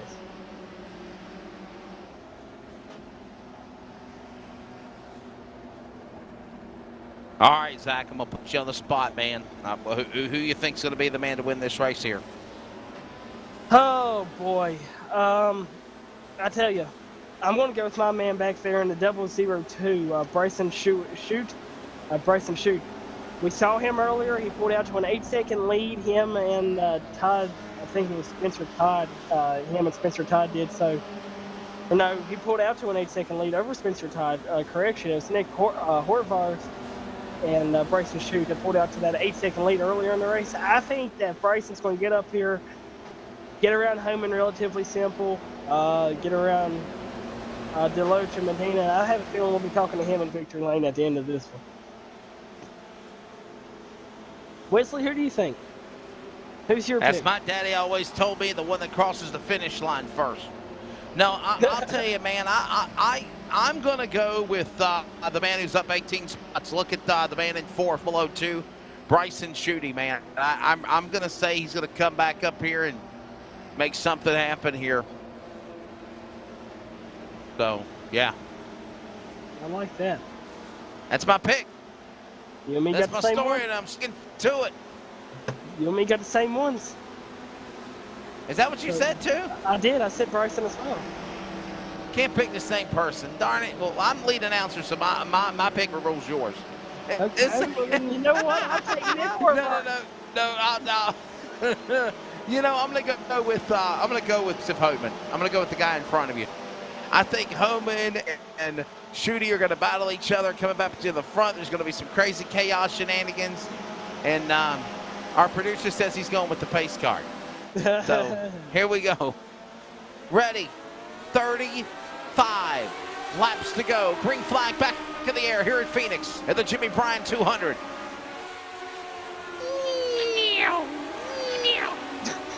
Sorry, that was my sound effects, what those cars sound like. I thought that was our producer, and I said our production group is having a little bit of fun down there. That was about the best Charles impression we've had. Yeah, right. Amen. You say so. Anyways, Nathan Medina. Medina? How do you say that last name? Medina? Nathan Medina. Medina. Okay, Nathan Medina is Nathan Medina, yeah. Robert Deloach. Homan in 3rd. I guess I was wrong. Homan showed me I don't know what I'm talking about. He's just kind of driving around this racetrack in the depths of the bottom, no problem with it. So, here comes my pick. Yep, here he comes. Indeed. And look at them right now. And by the way, they're teammates too. From Evolve Racing. Man, look at how sharp that wrap job is on that car. Or the paint job is, because I don't think they had wrap jobs back in the day. Just it's a very magenta, metallic green, sparkly, if you will. And the pass inside, he's there. Man, he just opened the door and let him take it. Rob Deloach and Nathan Medina fighting for the lead. It was not much. No, he just gave it up. All the while, here comes some teammate cars running him down. Hey, Deloach, the lead. Medina 2nd. All the while, your pick is in 4th. Schutte and mine. Homan is 3rd. And they better go. It's 25 laps remaining. Coming up here in a few more laps at Phoenix. All right, shoot, get up here and do a little bit of boot scooting. Mama needs a new pair of shoes. Oh, we had a caution. Caution is out, number 80. He's going northbound in a southbound lane, if you will. Timothy Klaus. And the caution is coming out the speedway. 27 laps to go and a yellow flag. And there you go. Did he have some help? Were they not practicing social distancing? I don't think they were. Oh, yeah, they were. He just lost it. It's just, unless it's air. Blame it on the air draft. Blame it on the bump air draft, okay? That's what happened. He turned into a hockey player there, and he forgot his skates at home. That's right. Skid plate racing. Tell them all about it. Bryan 200. 27 laps to go.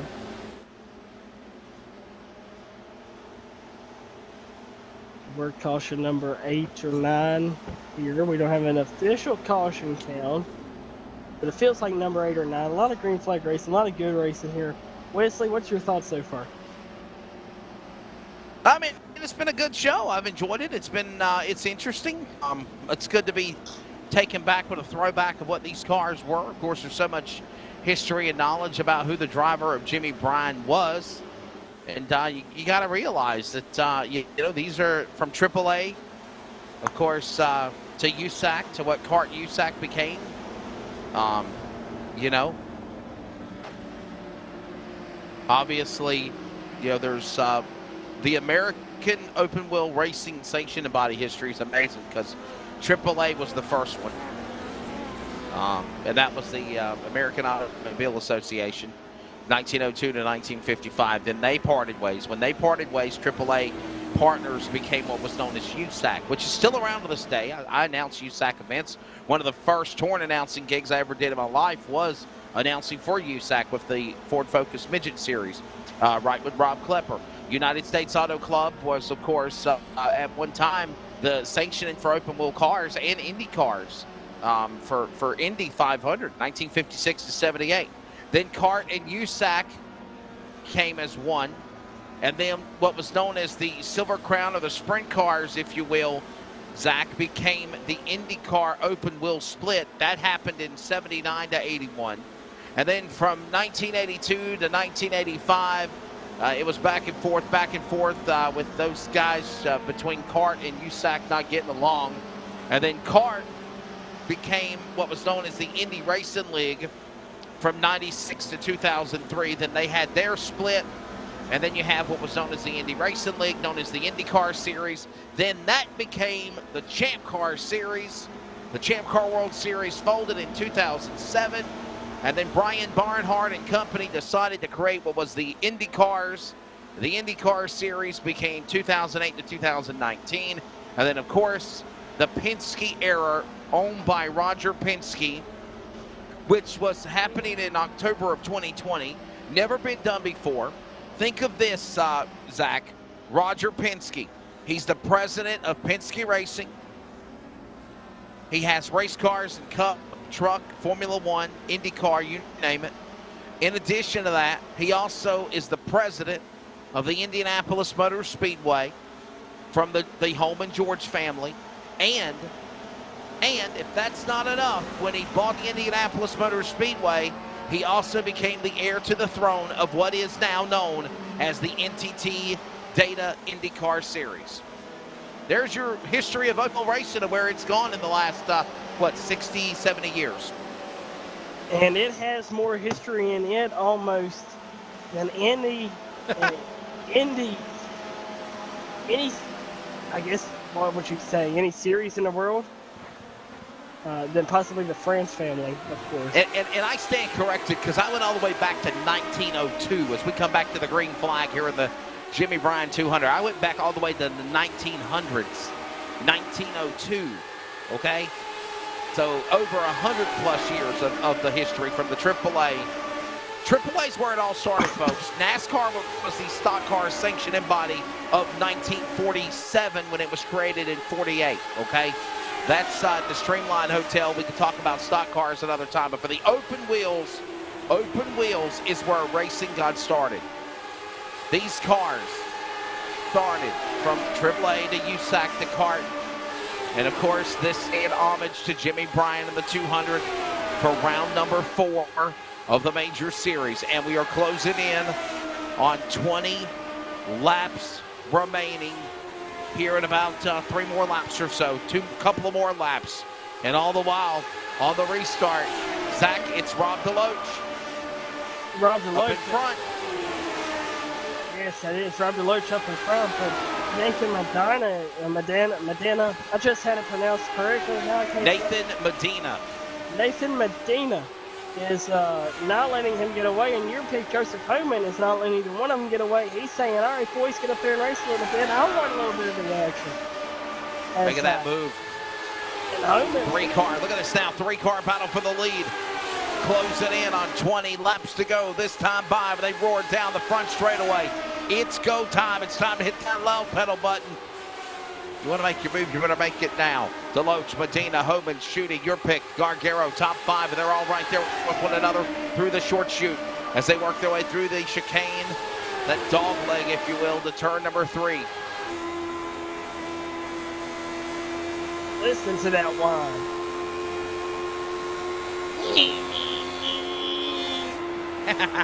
Very professional noise making. Don't you remember back in the day, Zach, when you used to ride your bicycle, or, you know, I mean, I know I did. I'm telling how old I am, you know, but you know, riding your bicycle, you used to stick the little, you know, playing cards in the spokes of the wheels to kind of make that ning, ning, ning, ning, ning, ning, ning, ning.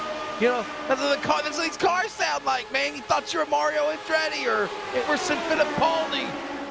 I never did learn how to ride a bicycle. Oh, come on, dude. Man, I had a racetrack when I was a kid.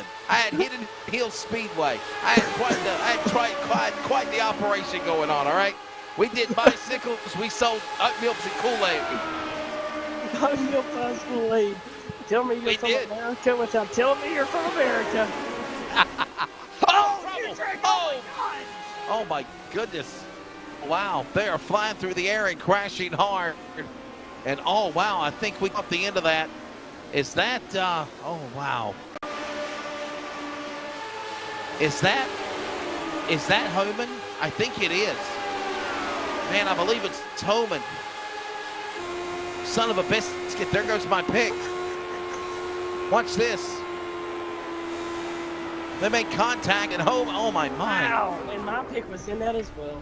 Oh, Homan involved. The 70 car of Bryan Shrivner was involved. Oh my goodness. Well. In the words of the late great Ricky Bobby, yep, I'm flying through the air and this is not good.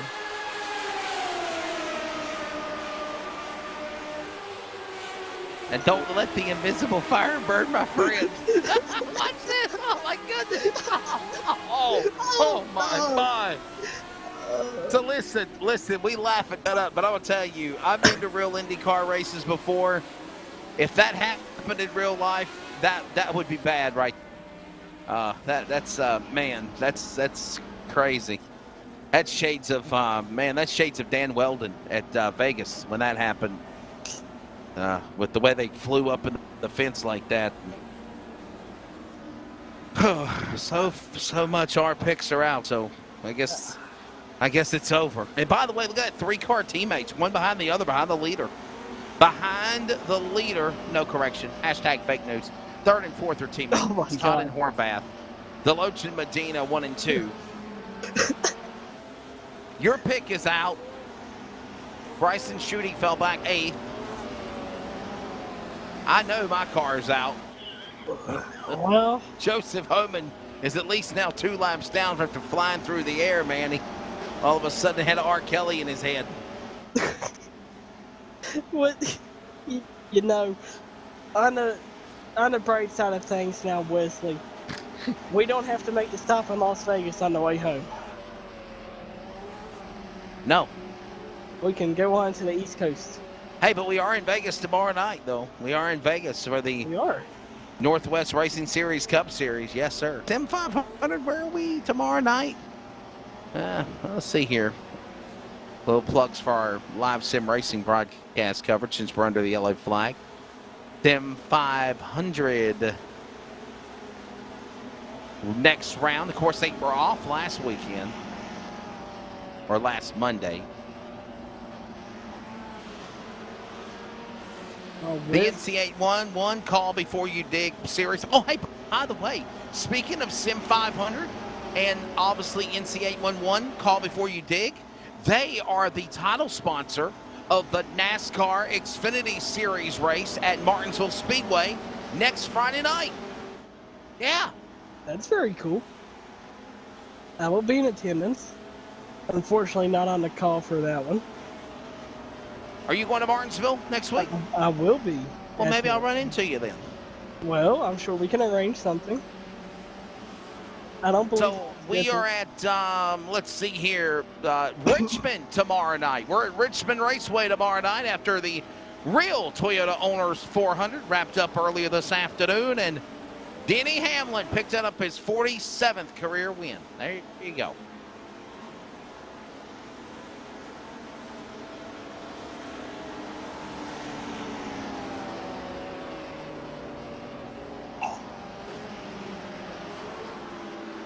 And our producer. Not listening to him. Don't listen to him. 13 to go. Has just killed Wesley out there. He ain't killed my mojo. I'm great. Let's take one to the finish. Hey, listen, if I'm in Discord, I'll be in Discord. If not, Deloach, Medina, Todd, 1, 2, and 3. They're on the production side of things, not me. I'm just talent. Green flag goes back in the air here at Phoenix. Restart, single file, down to turn number 1. Deloach is the leader. Medina, the pole car, he's now sitting in second. And we have 12 laps to go. Remember, this race has no overtimes, no green-white checkers. This race will end on lap 200, whether it's green or caution. And right now, a battle for the lead, trying to heat up into turn number 1, Zach. Absolutely, and off of turn number 1 and 2, they're going to make their way down the backstretch into the dog ring now. Medina to the inside, he's going to boot scoot down here into turn 3 on Robert Deloach. He's going to take that spot, but Robert Deloach is going to look for the crossover on the exit. It's going to be hard racing all the way down the front stretch here. Robert Deloach pacing that outside, going down here into turn 1 against Nathan Medina. That is the battle for the race lead, Wesley. Gloves are off, 10 laps to go now. Lap 190 flashes on the scoreboard. As down at the bottom of the racetrack, Medina, the pole car, makes his move on the bottom. He'll pull up in front of Deloach and take the lead back. Medina, Deloach outside, battles back, 9 to go. They're side by side. Don't make a wrong move. They're in turn 1. One slip up and both of them's out. No slip up here though. Deloach and Medina, they continue to battle like they have all racing. Been around each other all racing. Now how each other's cars handle. They're handling fine for each other all the way down the front stretch here. Boot scooting into turn 1. It's all Medina and Deloach. Keeping everything on the straight and narrow line, if you will, as this battle goes on with Medina, Deloach. Deloach on the outside now. Medina now has that preferred line. He's on the bottom. He'll drift up in front of that lane of Deloach. Gives him room, or will he?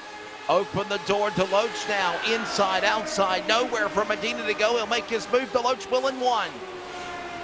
Deloach looks to the outside again there. Medina spins. Oh no. No, oh, he saved it. What a save. And actually, but he falls all the way back 6 or 7 spots. All the way to 7th. Rob Deloach, the leader. This now opens the door to Spencer Todd or Nick Horvath now. And it's a 3-car battle for the lead, and those are teammates behind the leader. That's the sitting duck with 5 to go next time by at the line.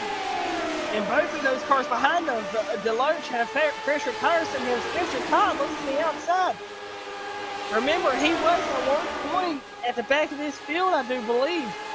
And look at this move from Andrew Esmite. He was a lap down. Remember, he passed. John, we have contact. That's a big race for second place. Oh, my goodness. Now the leaders have crashed. The leaders have crashed. That is, of course, I believe, Nathan Medina and a couple of other cars that have got together. This gives the lead to Rob Deloach. And Robert Deloach back out in front. And with 4 laps to go, 5 to go, 4 to go now, this might possibly end the race here in the Jimmy Bryan 200.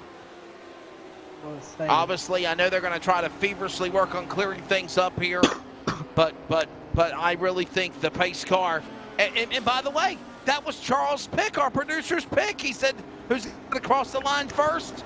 He said the pace car. Well, guess what? If they can't get this race restarted, Zach, that's exactly what's going to happen. And that is just another instance of Charles showing us that you all don't know what you're doing, and I am the one that knows all. I mean, I wouldn't say all that. Don't, you know.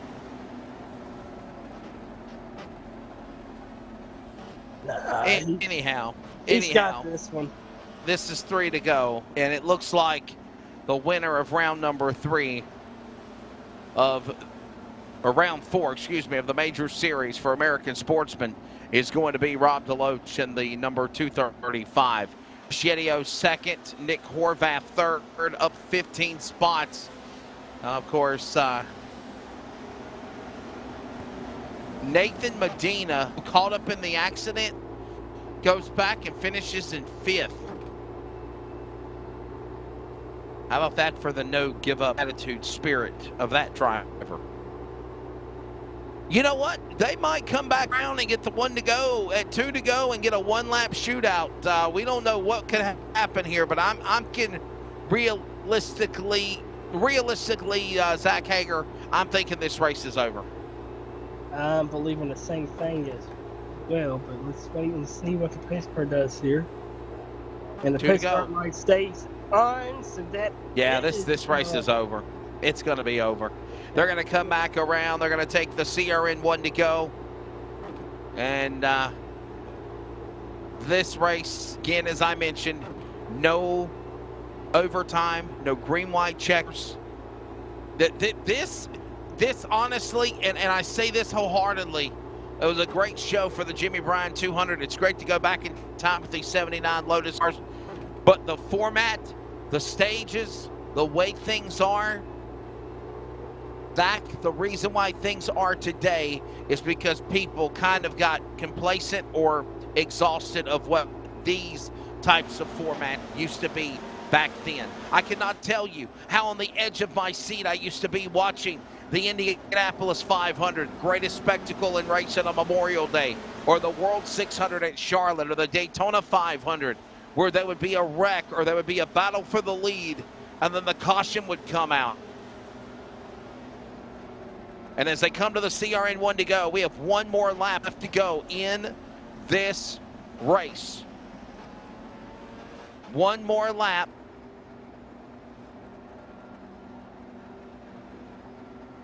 Rob DeLoach, Chris Yedio in Orbath, the top three.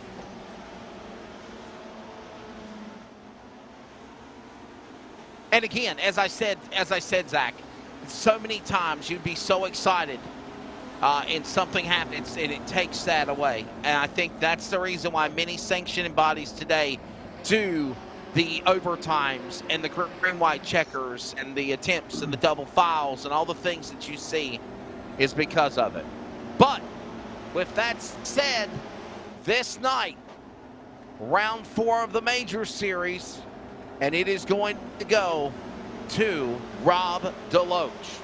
And here's the thing, as they work their way off of turn number 4 from the CRN1 to go, coming down to the line, the checkered flag, winner is going to be Rob DeLoach.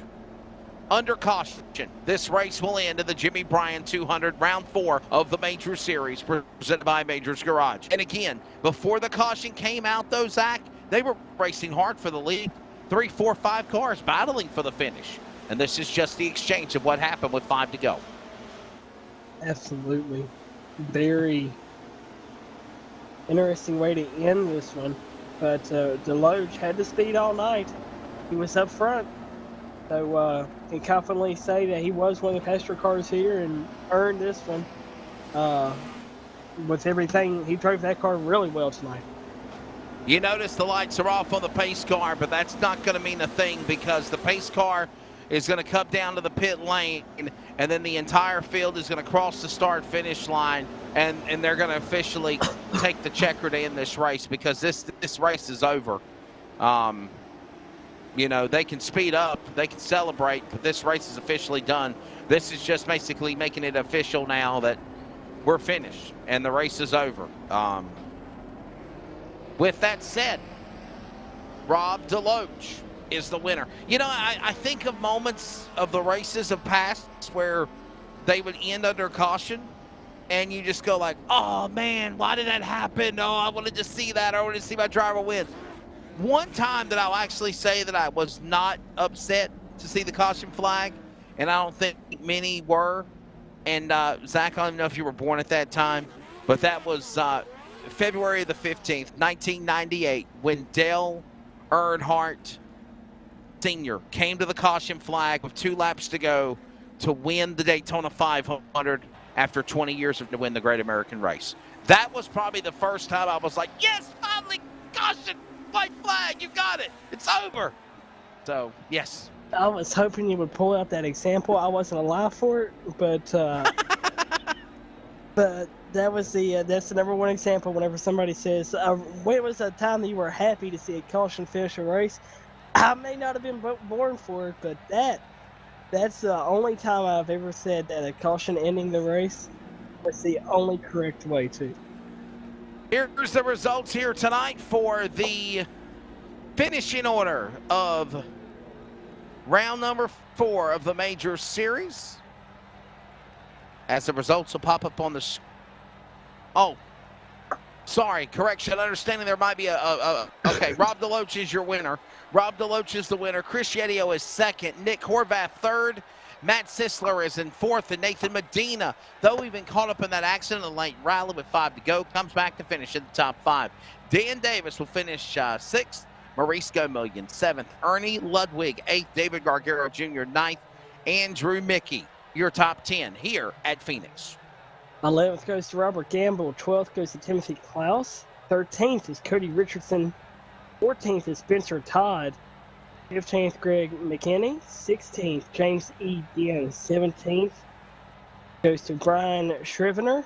P18 will go to Joseph Homan after a heartbreaking wreck. Murphy Nichols goes to 19th. And Jason Lottridge is going to round out your top 20, Wesley. 21st is going to go to Mark Redeker. 22nd to Stephen Paulison. Rob Courtney, 23rd. 24th is Brian Schutte. Sebastian Jackson, 25th. Dino Vella, 26th. Matt Gelder, 27th. Andrew Kotska, 28th. Carl Burke, 29th. Richard McClure, 30th. And also in the back, it's Daniel Salim Howard and Andy Spicer. The rundown of the 200 laps here at Phoenix. Well, we're going to take a quick break when we come back. It is the finish line post-race wrap-up, and we'll put our tip of the cap on round number 4. The Major Series, presented by Majors Garage for American Sportsman. This is iRacing on LSRTV from Phoenix.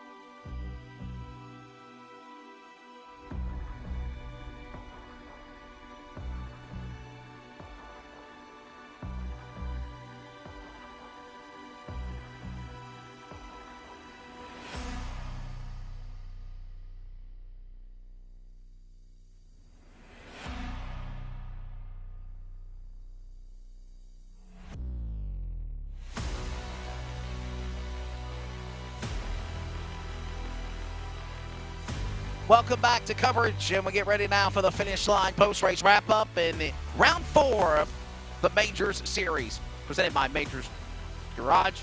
We're going to talk now quickly to our top 3 finishers after the Jimmy Bryan 200 for American Sportsman. 235 is the winner, Rob DeLoach, but first we'll talk to the man on the podium in third, Nick Horvath. You led some of this race. It was pretty exciting. What did you take of the format and everything that was being a part of this race and finishing on the podium in third? Honestly, it was a lot of strategy going into it. Really didn't realize how many yellows were actually going to be, so a lot of it really came down to how far we can push out for pit stops. About halfway through, it's weird how the car would, especially in that last run, right before I was taken out, I was starting to get way loose, so I had to let go of that lead. But aside from that, everything felt great. Trying to play into strategy with the starts and see where you could back up and how much of a run you can get right off the bat. It was a lot of fun. I really enjoyed it. Absolutely. And Nick, we saw you very fast early in the race. Take us through a couple of those passes you made really early in the race. You kind of made your way up through the field a couple times there. What did it take to get all the way up there to the podium? Patience. A lot of patience and a lot of luck. Honestly, it was just sizing people up for a couple laps and just finding the best way around them. Other than that, otherwise you're just going to get wrecked. But a lot of those wrecks, it was just mad luck trying to get around. To be honest with you, I didn't even think I was going to make it after third. This is still wild for me.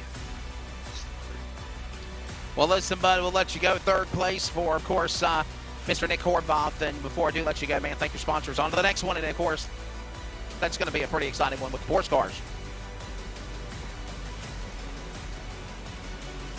Yeah, big thank you to the guys at Evolve.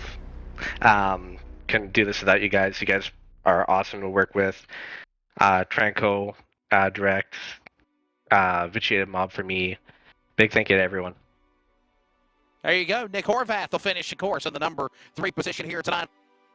The Jimmy Bryan 200 at Phoenix. Chris Yedio up 9 spots. By the way, Horvath up 15 in this race. 9 spots. Chris Yedio, number 27.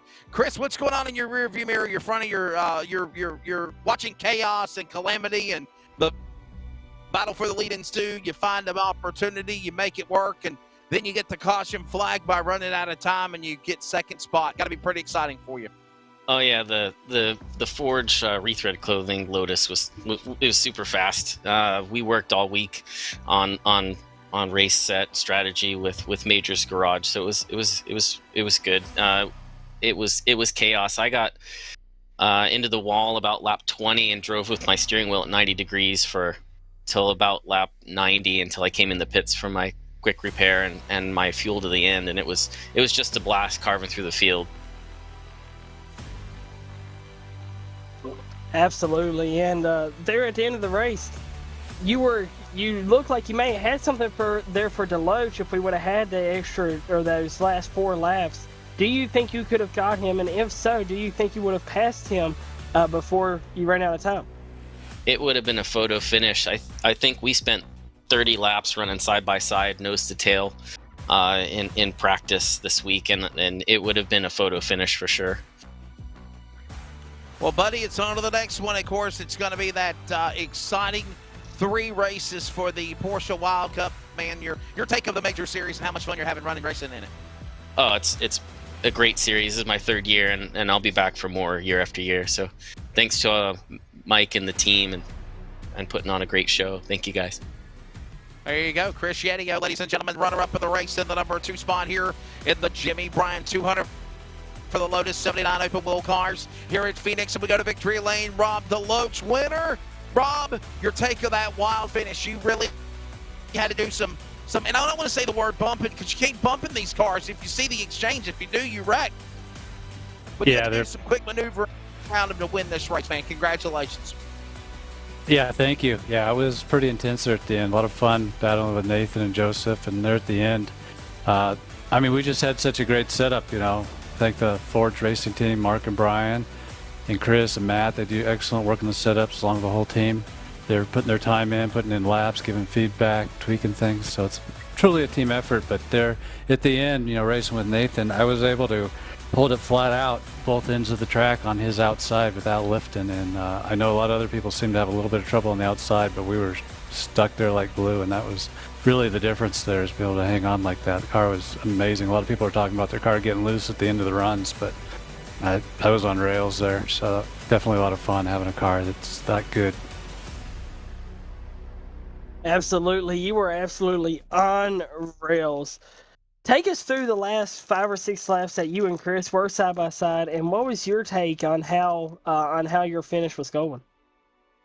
Well, I wasn't too sure, you know. Nathan and I battled several times throughout the race. He got me a couple times, and I was able to come back on him, and then we're going back and forth. So I just felt like my car was just going to hold up, and it did. And unfortunately for Nathan, he got loose there coming off the corner.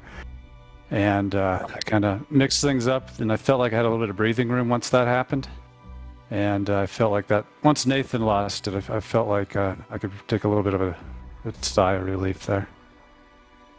Rob, final question and segue. You can thank your sponsors as well. I kind of hinted on this at the finish of the race.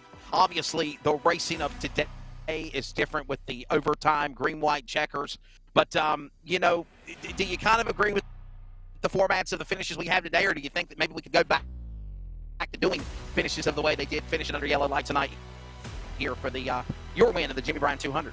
Well, I like the way they keep it, you know, true to whatever the race really was. So this, you know, these cars didn't have green-white checkers, so they stick with that. And I think that's the way we should do it. I think we should keep it as close as they can. You know, NASCAR, they use green-white checkers, so we should absolutely use it there. But in the other racing series where they don't, I don't think we should. And remember, back in the day, they didn't have that. The format was the format. Right. The laps was the lap. So, right. Yeah, for sure, man. I'm not sure, but did we not use green-white checkers when we used the 87 cars? I'm thinking we may not have, but I don't know. Don't quote me on that. I'm not sure. So it's possible when we duplicated the old races, maybe we didn't, but definitely with the new cars we do. And I think he's talking about the coming up that 600 miles, 400 laps. Yeah, we did the 87s. Yeah, we did those cars last year at the Daytona 500 also. Oh, cool. Wow. Yeah, well, so listen, bud, we appreciate it. Yeah, my sponsors, you know, Rethread Clothing, PC Racer, Majors Garage, and then, of course, the Major Series, Mike and the whole team. They do a great job, and definitely a lot of fun.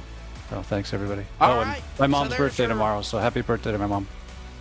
Yeah, happy birthday to Mom, by the way. Congratulations to you again. So, ladies and gentlemen, there's your top 3 on the podium.